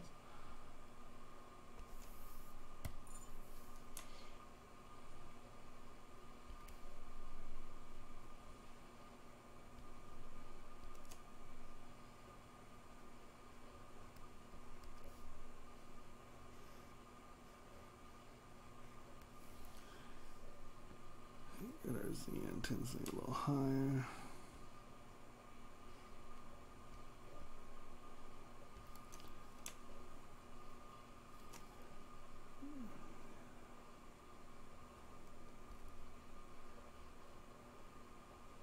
And then really, if you wanted to go deeper, you just make this smaller, and you can mesh that out.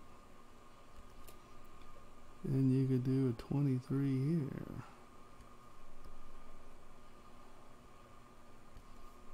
Now,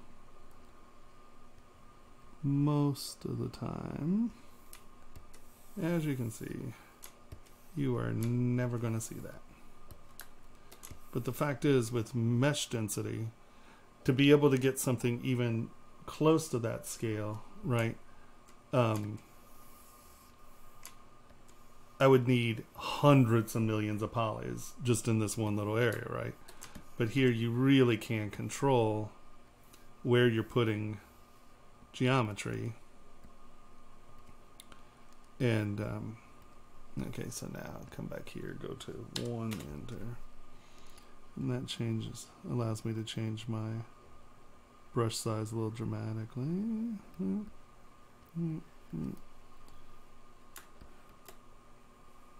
Right.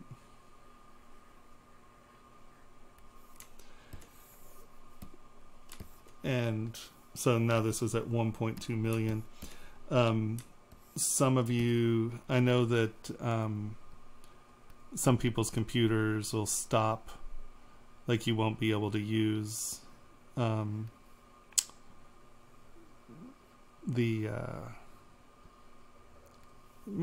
I keep blocking on Sculptrix Pro.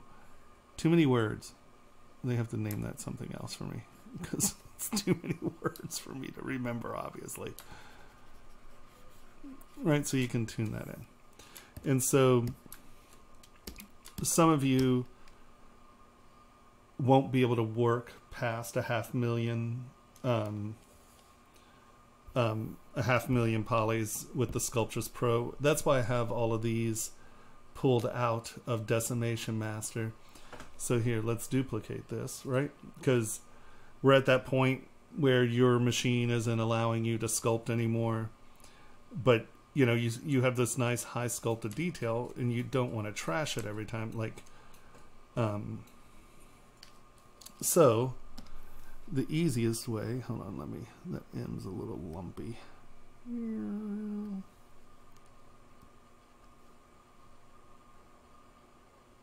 Okay.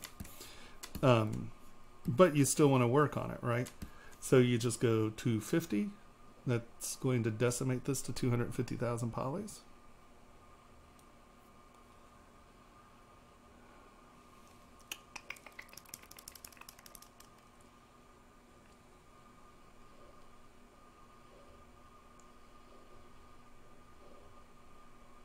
Yeah.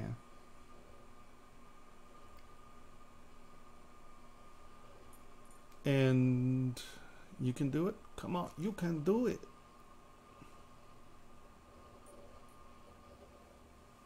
All right, there we go. So this is now 250,000 polys, and that's the million. So look at the difference, right? Boom, boom. Oh, I had flattened the M before that. But you can see I've just quartered the size of this, and the decimation is so clean that it kept, you know, a lot of this. Obviously, we did not keep that, right? But once again, you're dealing, I mean, this right here is what? Hold on. Y. I mean, right now I'm dealing with, you know, that little bolt head was 0.4 of a millimeter, right? So when I say that you're down here, you know, we have letters that are, oh, you know, what is that? That's here. Sorry, we have smaller letters. My bad. Let's go here. So you're dealing with, if that, where's my notch? Okay, that right there is 1/10 of a millimeter right here. You know, you're dealing with what? Friggin', I mean, it might even be yeah, it's 2.5 thousandths of a millimeter. So this is an easy way to be able to have absurd detail, yet, and the thing is to know, like, I've done a lot of printing, obviously, and so I know what's going to show up. You know what I mean? It's like, you know, you're in here and you're like, oh my God, this looks horrible. Yeah. You're never going to see that. Never. Never. You know, so those letters, so most printers, we're talking about 25 microns, right? Is one layer. So, you know, that is 1/1000th of a millimeter, right? So that's, so, yeah.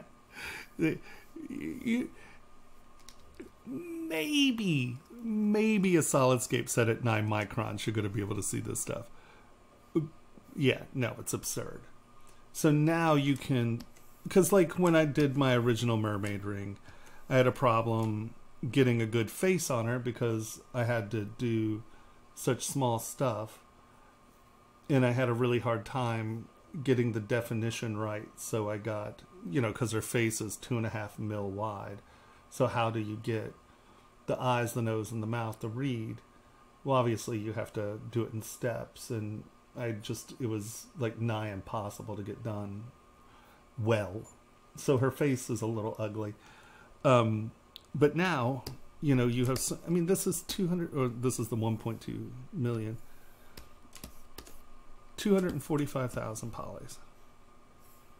I mean, that's absurd that you can get, you know, this much out of something so small. And, you know, like, you're seeing a lot of this chatter. You know, that's my brush stroke, right? I mean, let's go back to the 1.5 mil. You see, come on, did that go? Yeah, that's the 1.5 mil. You can see that there's still chatter here. If we come back to the 6 mil, that's literally, this is texture that I put in it, right? See, we're at 6 million. So let's just go through that again real quick. Okay, let's look at this stuff here, right? 6 million, 1.2 million, 250,000, right? And you know, once again, if this is too lumpy for you, you just come in, shift, and you just smooth over it again.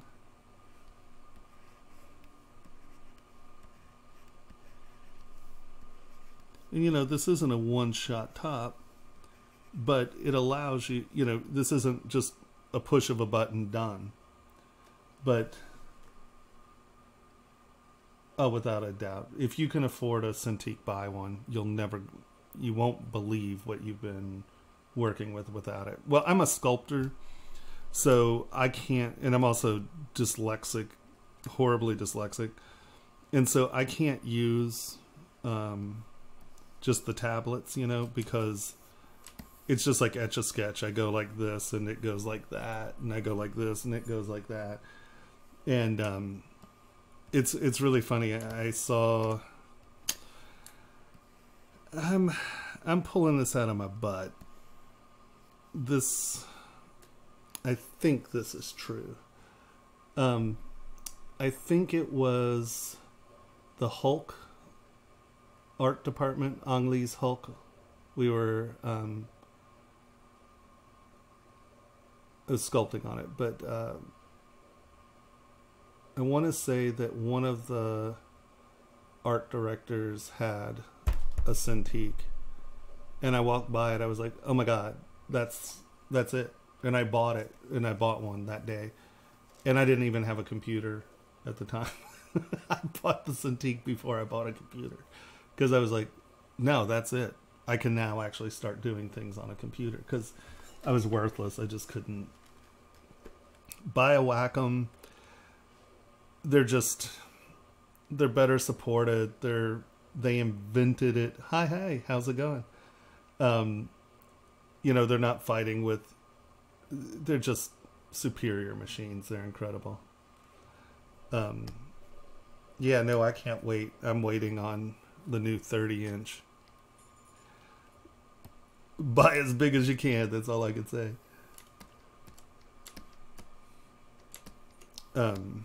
Yeah, so you can see that just having these out here, you just have the capacity to just drop it down again and keep going, drop it down, keep going, drop it down, keep going. And you just have so much control over your geometry then.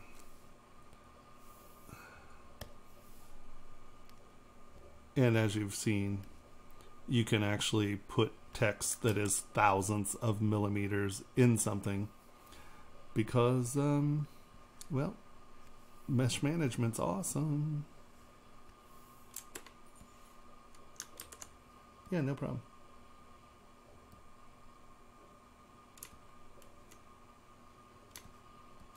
I know, I've been house sitting my friend's place, and the farm has crappy internet, so I haven't been able to stream on my channel as much as I'd like. I'm working on it. Every place I go has crappy internet, it seems. I don't know. And for those of you who don't know this, this is a little thing called Lazy Nezumi. Push hook window. Okay. Tap your window. And it'll hook. And you can see this sort of lost its circularity. And I can just take this, and it'll actually draw circles on surfaces. Right? I don't know. For me, that's a big old winner. Let's turn this. It has lazy mouse features and stuff like that as well. It's really good. Kind of find the center of my circle.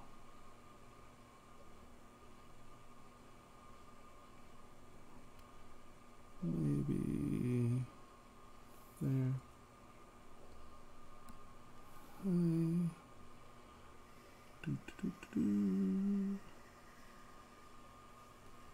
And after I've trashed that circle, I now can come back in. Actually get a circle going there.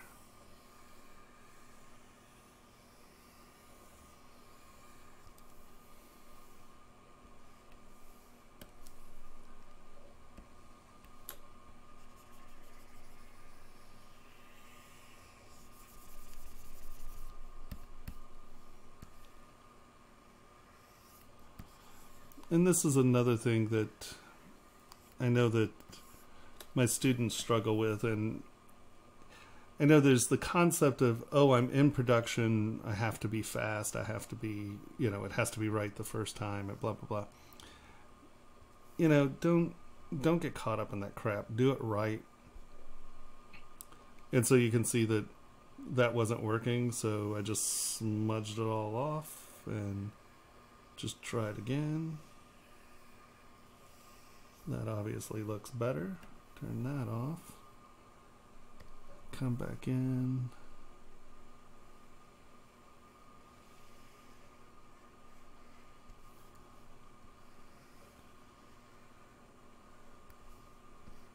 Is that what it was doing? I can't remember what it was doing. Here, let's.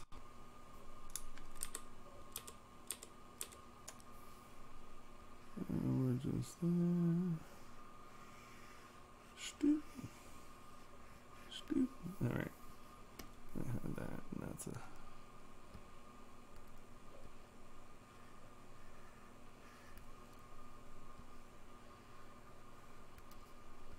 Mm-hmm.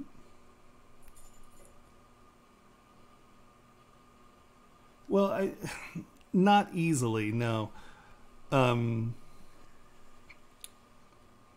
But like I said, I'm trying to work on it. I'm trying to figure out how to get internet down at the farm that's usable. And there's an option, but the problem is they want a 2-year lock-in before I can even try it. And I'm just like, well, I don't know what your upload. They're like, oh, well, our download speeds are blah, blah, blah, blah, blah. I'm like, yeah, but that your upload speeds are what's really important. And then they're like, well, we'll give you 60 megabytes of streaming and blah, blah, blah. And I'm like, yeah, I'm going to blow through that in like 5 hours. That's not seeming rational to me. When you live out in the middle of BFE, they do everything in their power to hose you. It's incredible. And I love when they're like, oh, well, you know, we can't offer that because there's just too much bandwidth in the area. And I'm like, no, actually, there is not too much bandwidth in the area. I can personally guarantee you that there is not too much bandwidth in the area. So I've been struggling with it. But hopefully I will sort it out one way or another. I mean, I can always, I know some people who have internet that are fairly close, and I might be able to, the problem is I have to use my Mobile Studio Pro in the streaming, and my screen's just so small. And actually my screen's acting really squirrely right now.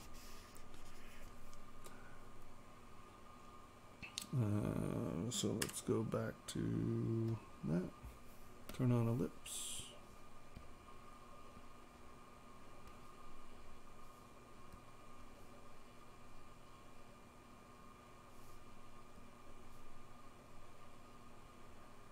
Get a nice little ridge.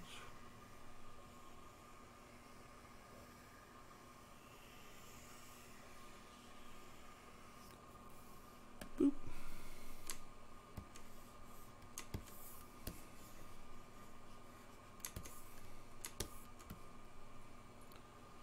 Doo-doo. Yeah, no, go ahead.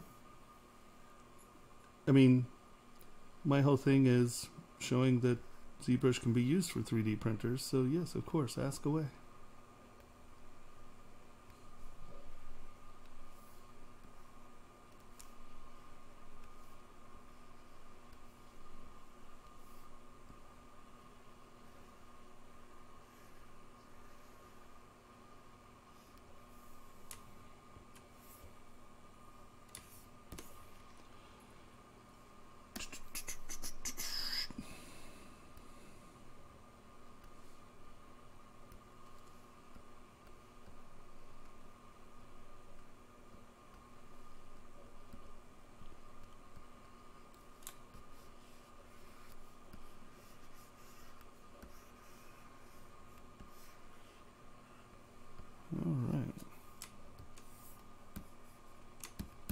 And once again, let's just look at our mesh density, right? We just put it where we need it. And then when this gets up past what your machine can do, just drop it down again and keep doing it. 3D Systems Fab Pro 1000. Actually, they contacted me, but the woman who contacted me, I keep trying to call her back, and her number's disconnected. So, oh, they just released the details? Oh, cool. Because they haven't had it up to then. I've been trying to get through to them to see if we can get our hands on wood. I'm a little gun shy about starting internet right now because every time I've opened the internet, for some reason my my OBS has glitched. But I'll look at it when we're done here. Yeah, my email, right? Feel free to email me.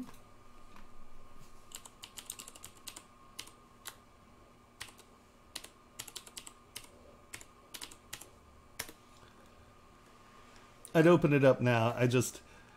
We've had some buggy issues, so I don't want to completely toast everything again. It's been a rather frustrating computer night. Let's just put it that way.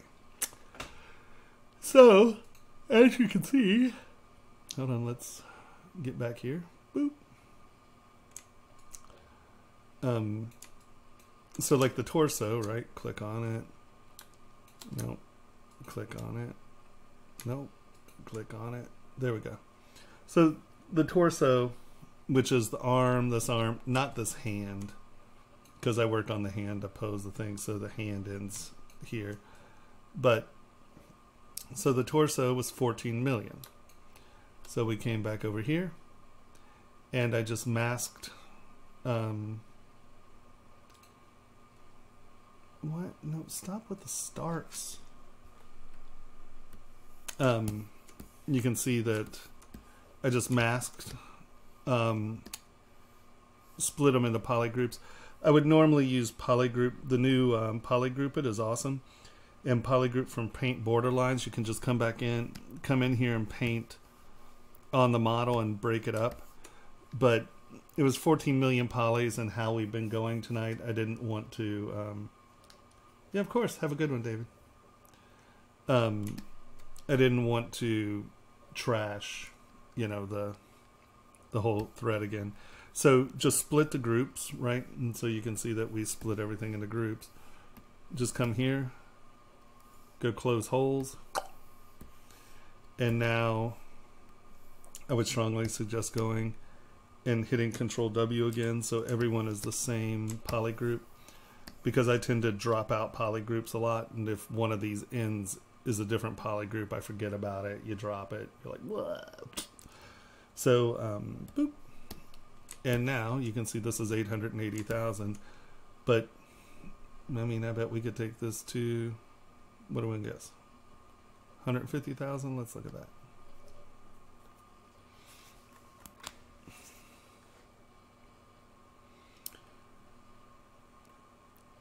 And this was a block out. This wasn't really prepared for printing, and that's why you have just these deep lines cut as opposed to me doing the layers and stuff.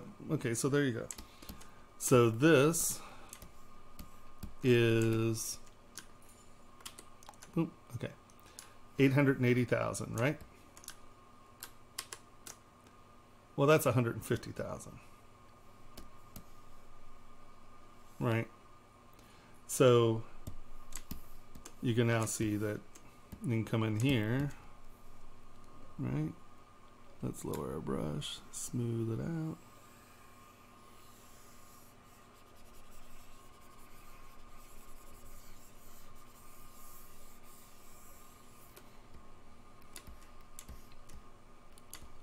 You can come in, so even make it a little smaller.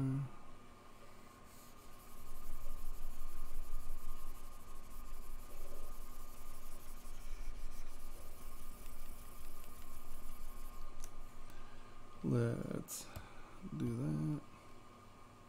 Oh, I've been holding the wrong button down. Damn it, Jim.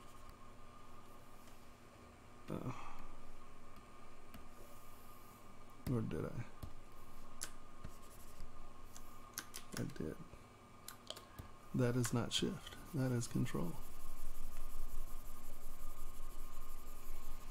You can see how we're adding our geometry here. Like I said, I like to go over the geometry with smooth. I have smooth set, right? So my smooth is sort of how I'm painting geometry into certain areas. Because let's find an area that has very little geometry. Okay, here. And if you try to take something that's super small, it will do it, but you see how it struggles to get the geometry to go in, where if you just kind of smooth that area in, go back down and do it there, you can see that it has much less problems doing it. So I tend to want to use my smooth brush and kind of get my geometry in the area that I want it. You can see now we can come in here and let us sort of flatten that out. Let's not do that with that on. Bring in Lazy Nizumi again, kind of get that face in the front. Ellipse.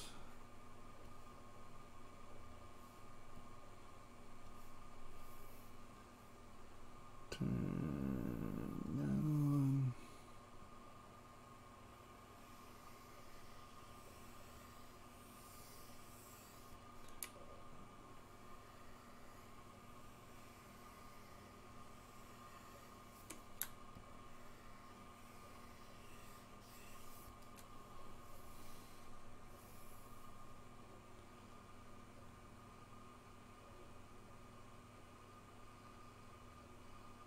Is the audio still clipping out? I think that it stopped clipping out but became mono. This is my life. My streaming life. Kyle's just like, Tomas, how is everything you do just is a nightmare. I know. I apologize.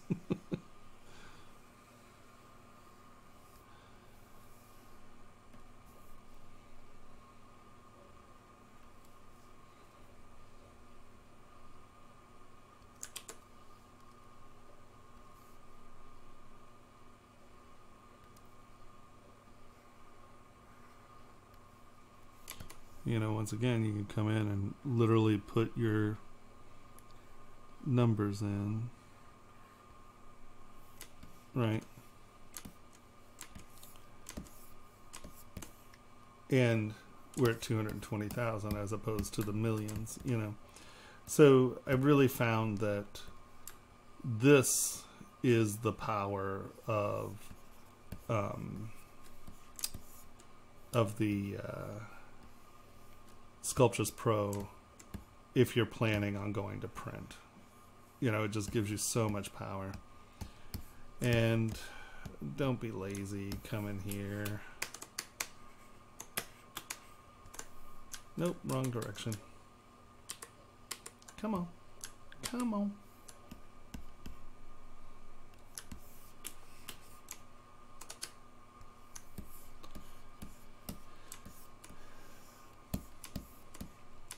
When you're doing stuff like this, try to make sure that everything is sort of in the place it should be. You know, at least attempt to make it look flat.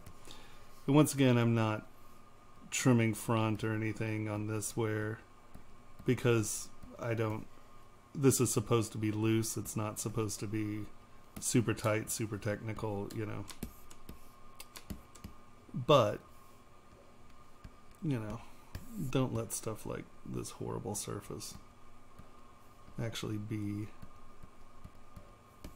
your brain will catch that stuff.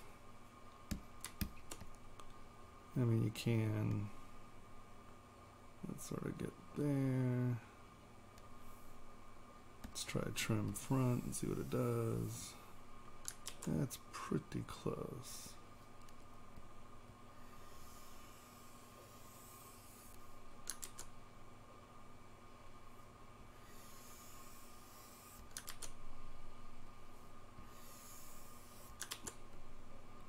Wait, it's that way. No, it's that way. No, it's that way. All right, that's closer.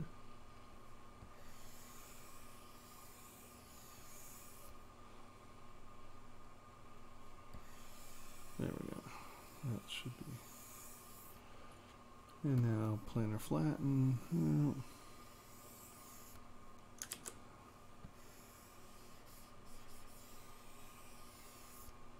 There. Now you're at least kind of round.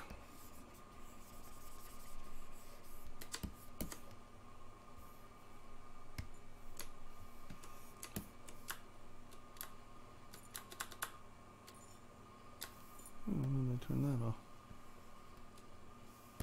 Oh, it's because it's partially hidden.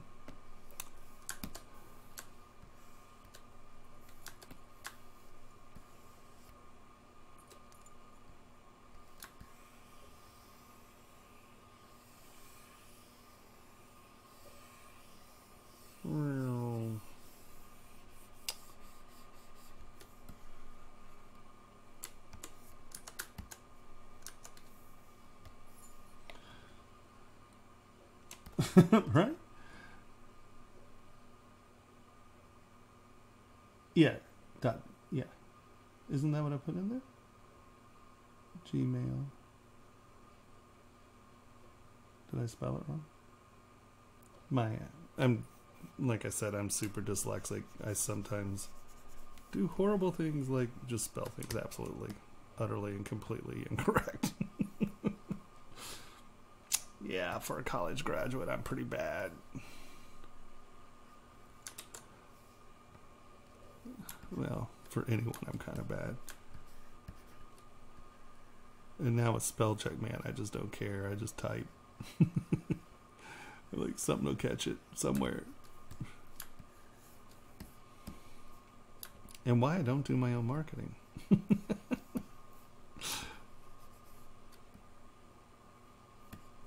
I mean, for God's sakes, last year, so JCK is coming up this weekend, which is the big jewelry show of the year.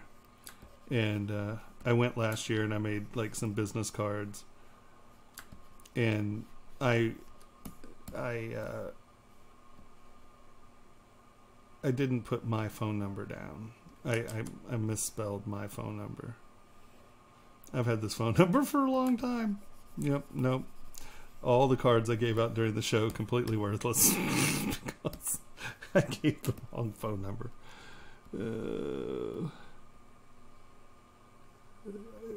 Joke. I don't think people really understand, like extreme dyslexia, how rough it is. It's not a joke. It's, well, everyone I know thinks it's a joke because I'm such a dork. But hey, you know. All right. Sleep.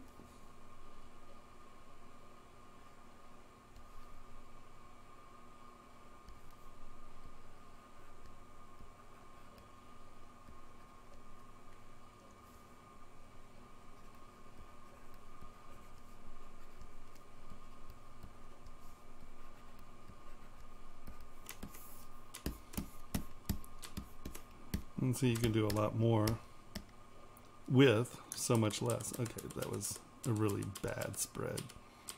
I don't want to hear anything from anyone. I'm like looking at that. I'm like, yeah, you could really make something look not right.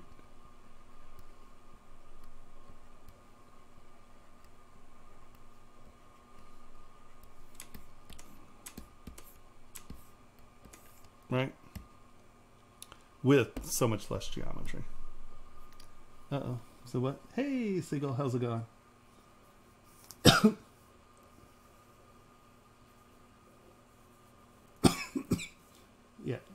tomasmul@gmail. Yeah. And like I said, if you, we're starting, you know, for God's sakes. Sorry guys, my capacity for speech is I'm crashing. So I see a lot more people have come in.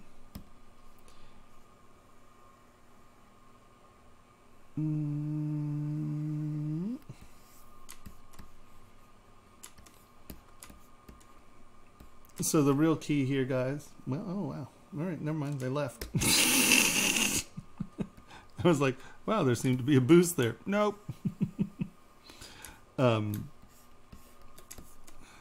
Right.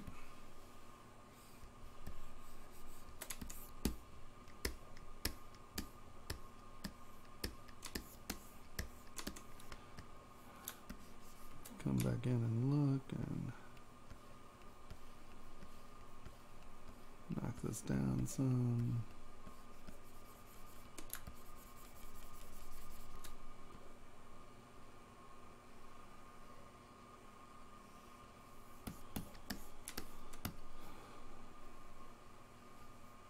Get my edges high.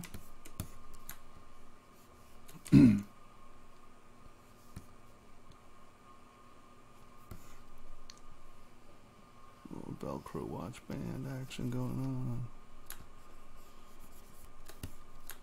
And see, this is where earlier we didn't have enough geometry to make these defined enough to look actually like the ring, but with the dynamic subdivision on after the decimation, we have a plenty of geometry to kind of play with that.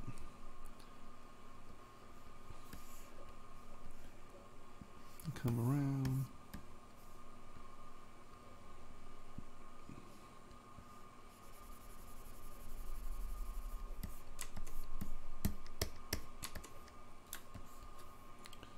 Get that, make it big.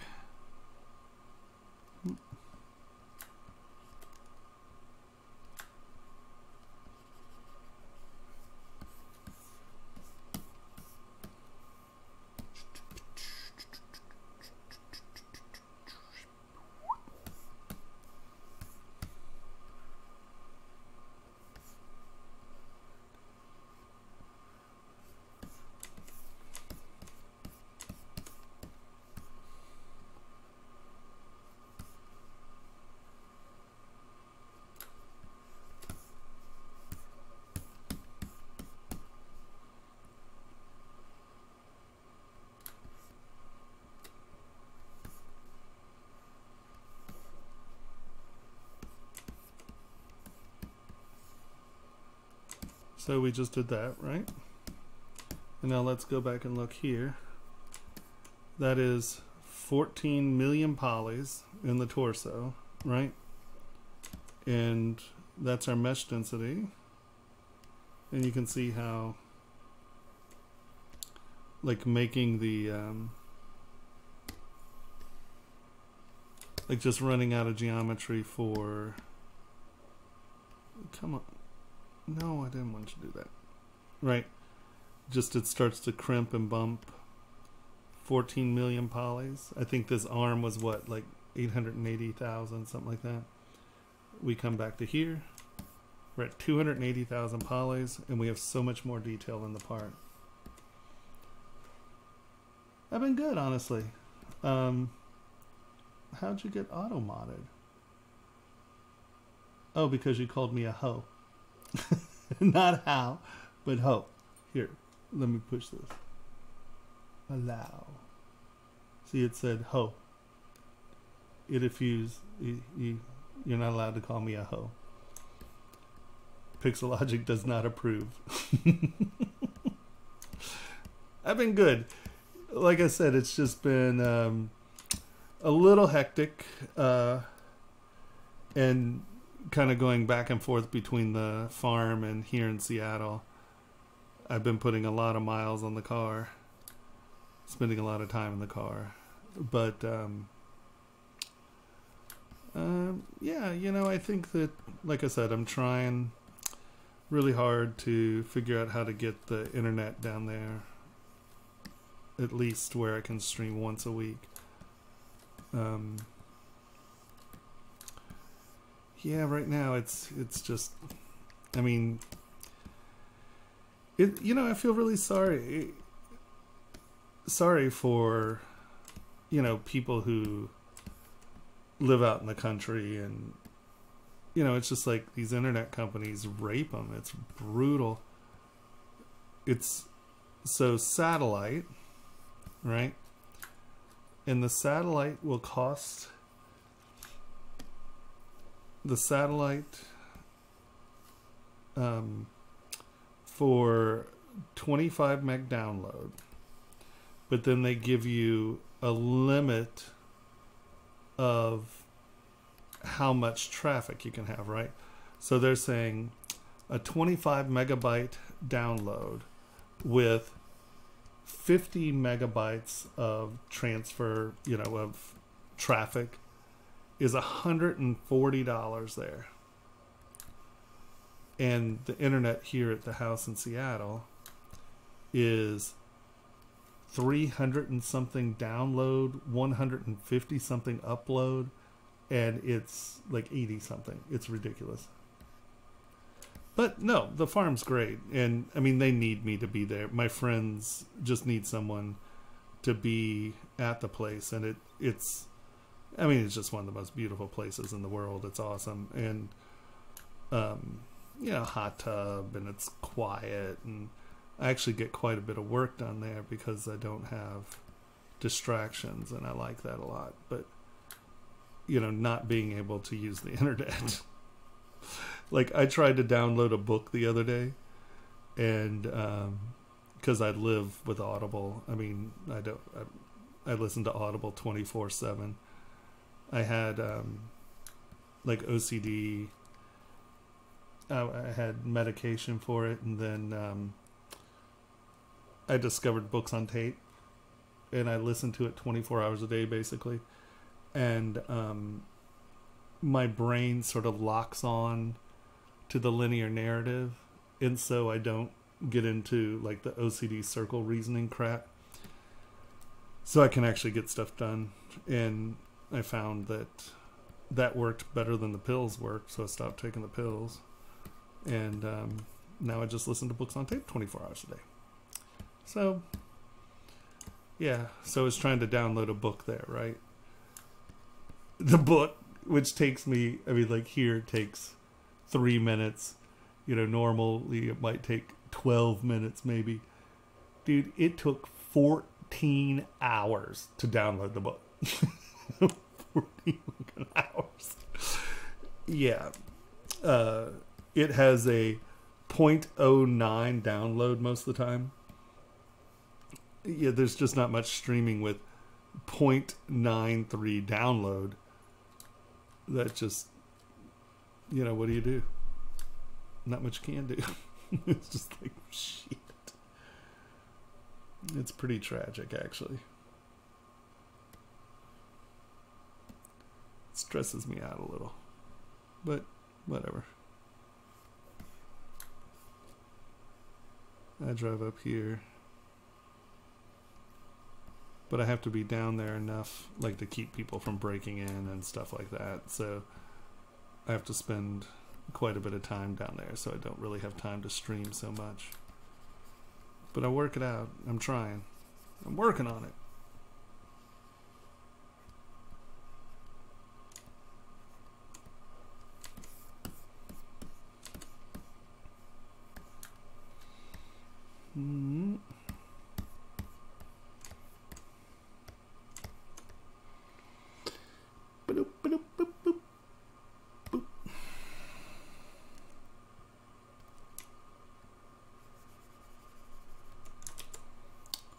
Nope.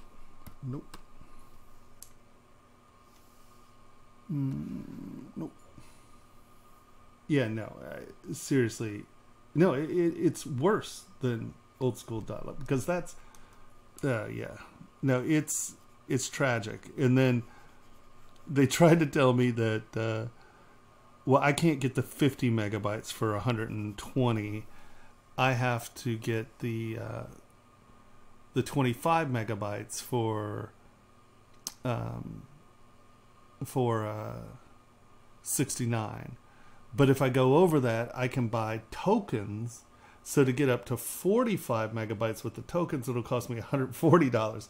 So they're more than willing to sell me the bandwidth by token, but they can't give me the group deal because, oh, there's just too much internet down there. That's the most retarded thing I've ever seen in my life. Oh, they give me ulcers. You know, I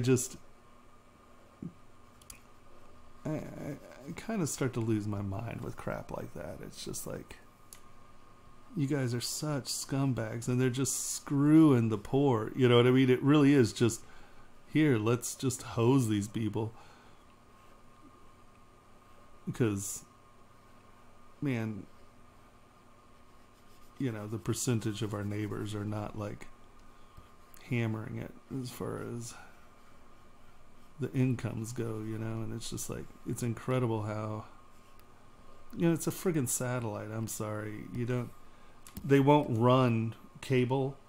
I called and the cable company told me the last people who asked for cable in our area was our house 6 years ago.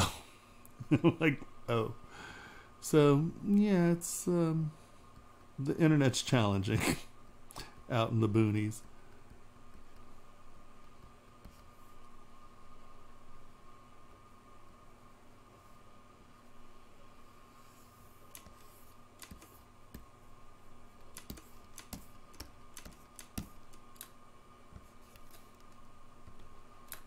Let's smooth that out.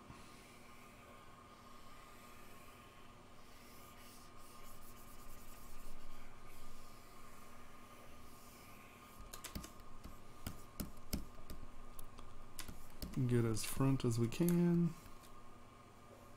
Boop. Lazy.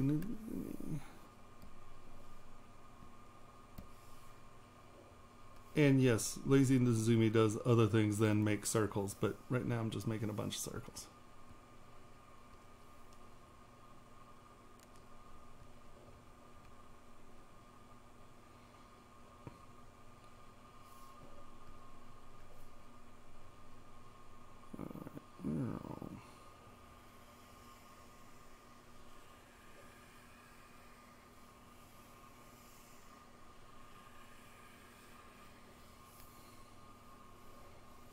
For everyone who's ever tried to draw a damn circle in ZBrush,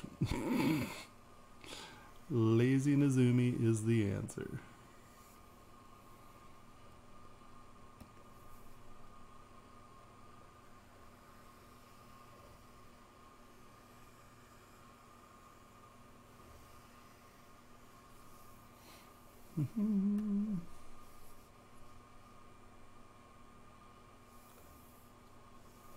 Alrighty, let's smooth this down.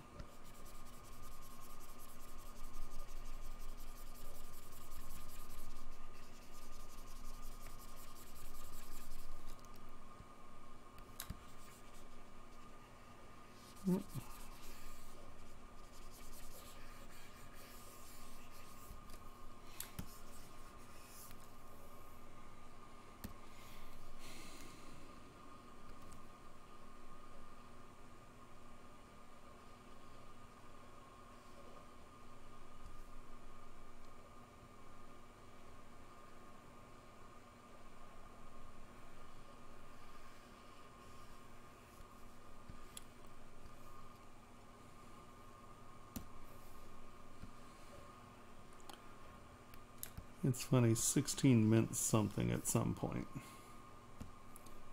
I just can't remember anymore. It might be like the 16th chapter or something where the Horatio speech is. I can't remember. It's been a while since I made these.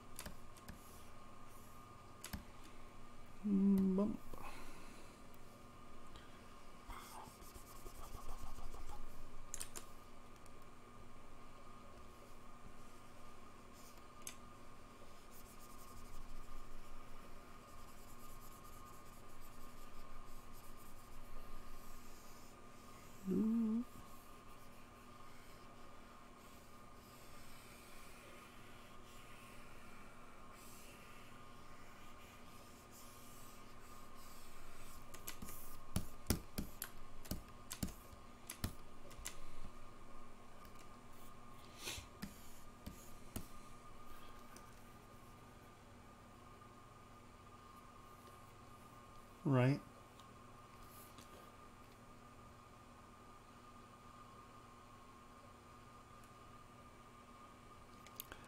I tell you, something got to happen because it's killing me. When we were in Spain, they were like, no, you have fast internet. It was just like, I'm like, really? This is not fast internet, guys.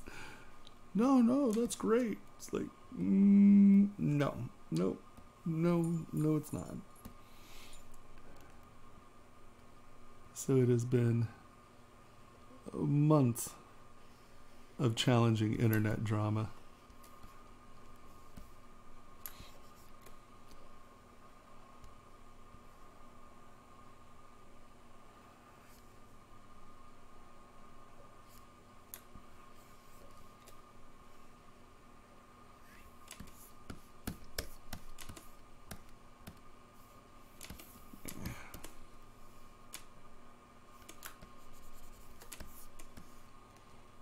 Right, that's gonna fill in too.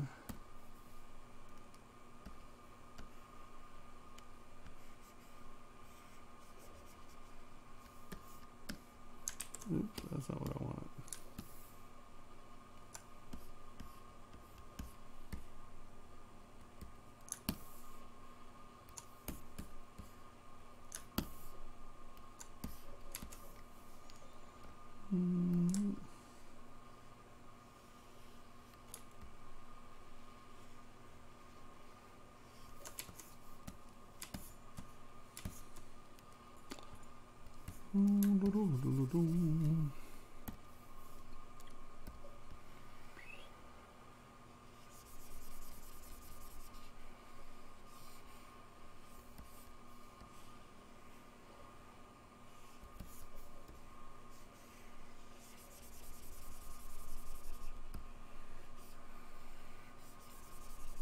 Yeah. All right.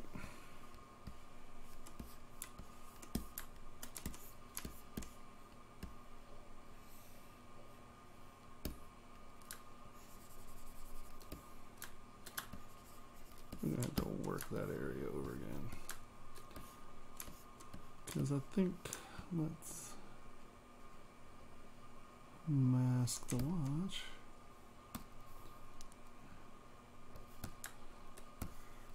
I think we're really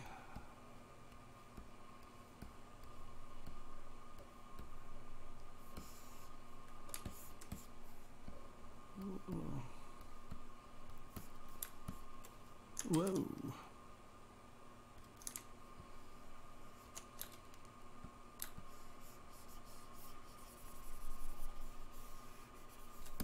Boop.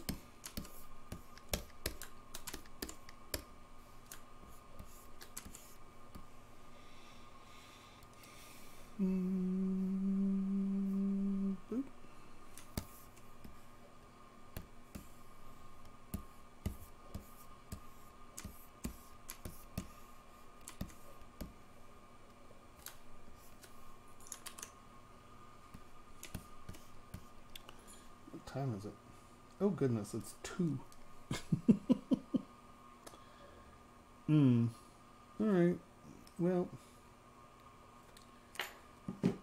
I have class in 11 hours, so I should probably wrap this up.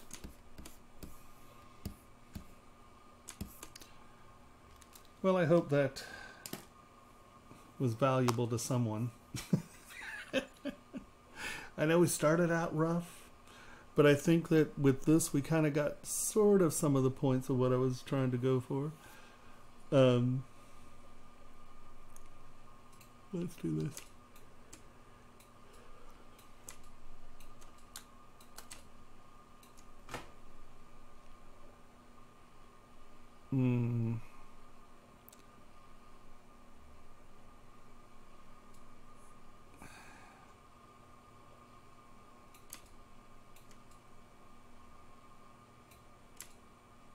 Question is,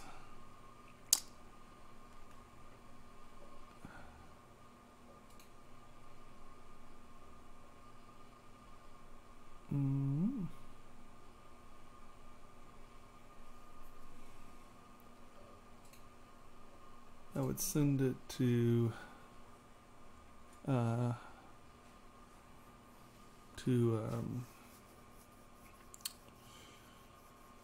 what's that program called? Keyshawn. But the way my machine's been behaving tonight, I think that would be a bad call. Right. It was fun. It was nice to see you guys. You left here really enjoyed the stream. Oh my god, I just spit all over my monitor. Sorry about that. Yeah, so hopefully I should be up and streaming again soon. It's just been, like I said, it's been a little chaos. And I've been trying to sort out this new education platform thing. If you guys want, once again,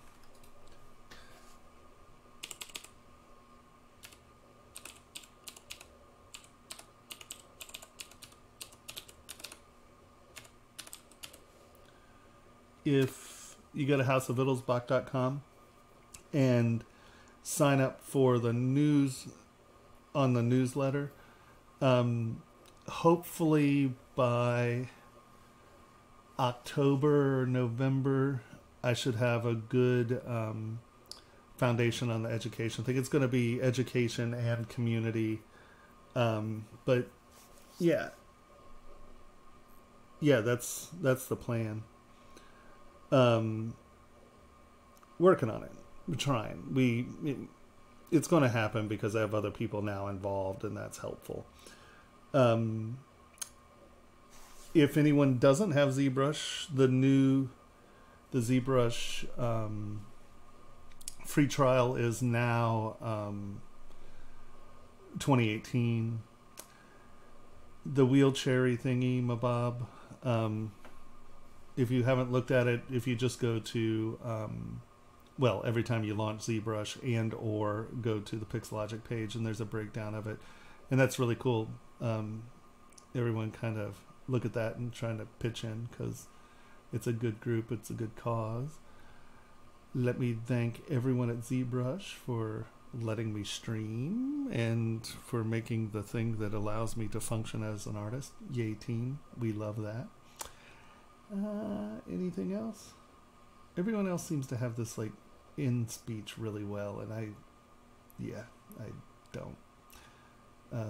All right, kind and gentle folk. Oh, you can follow me at twitch.tv.tswittelsbach.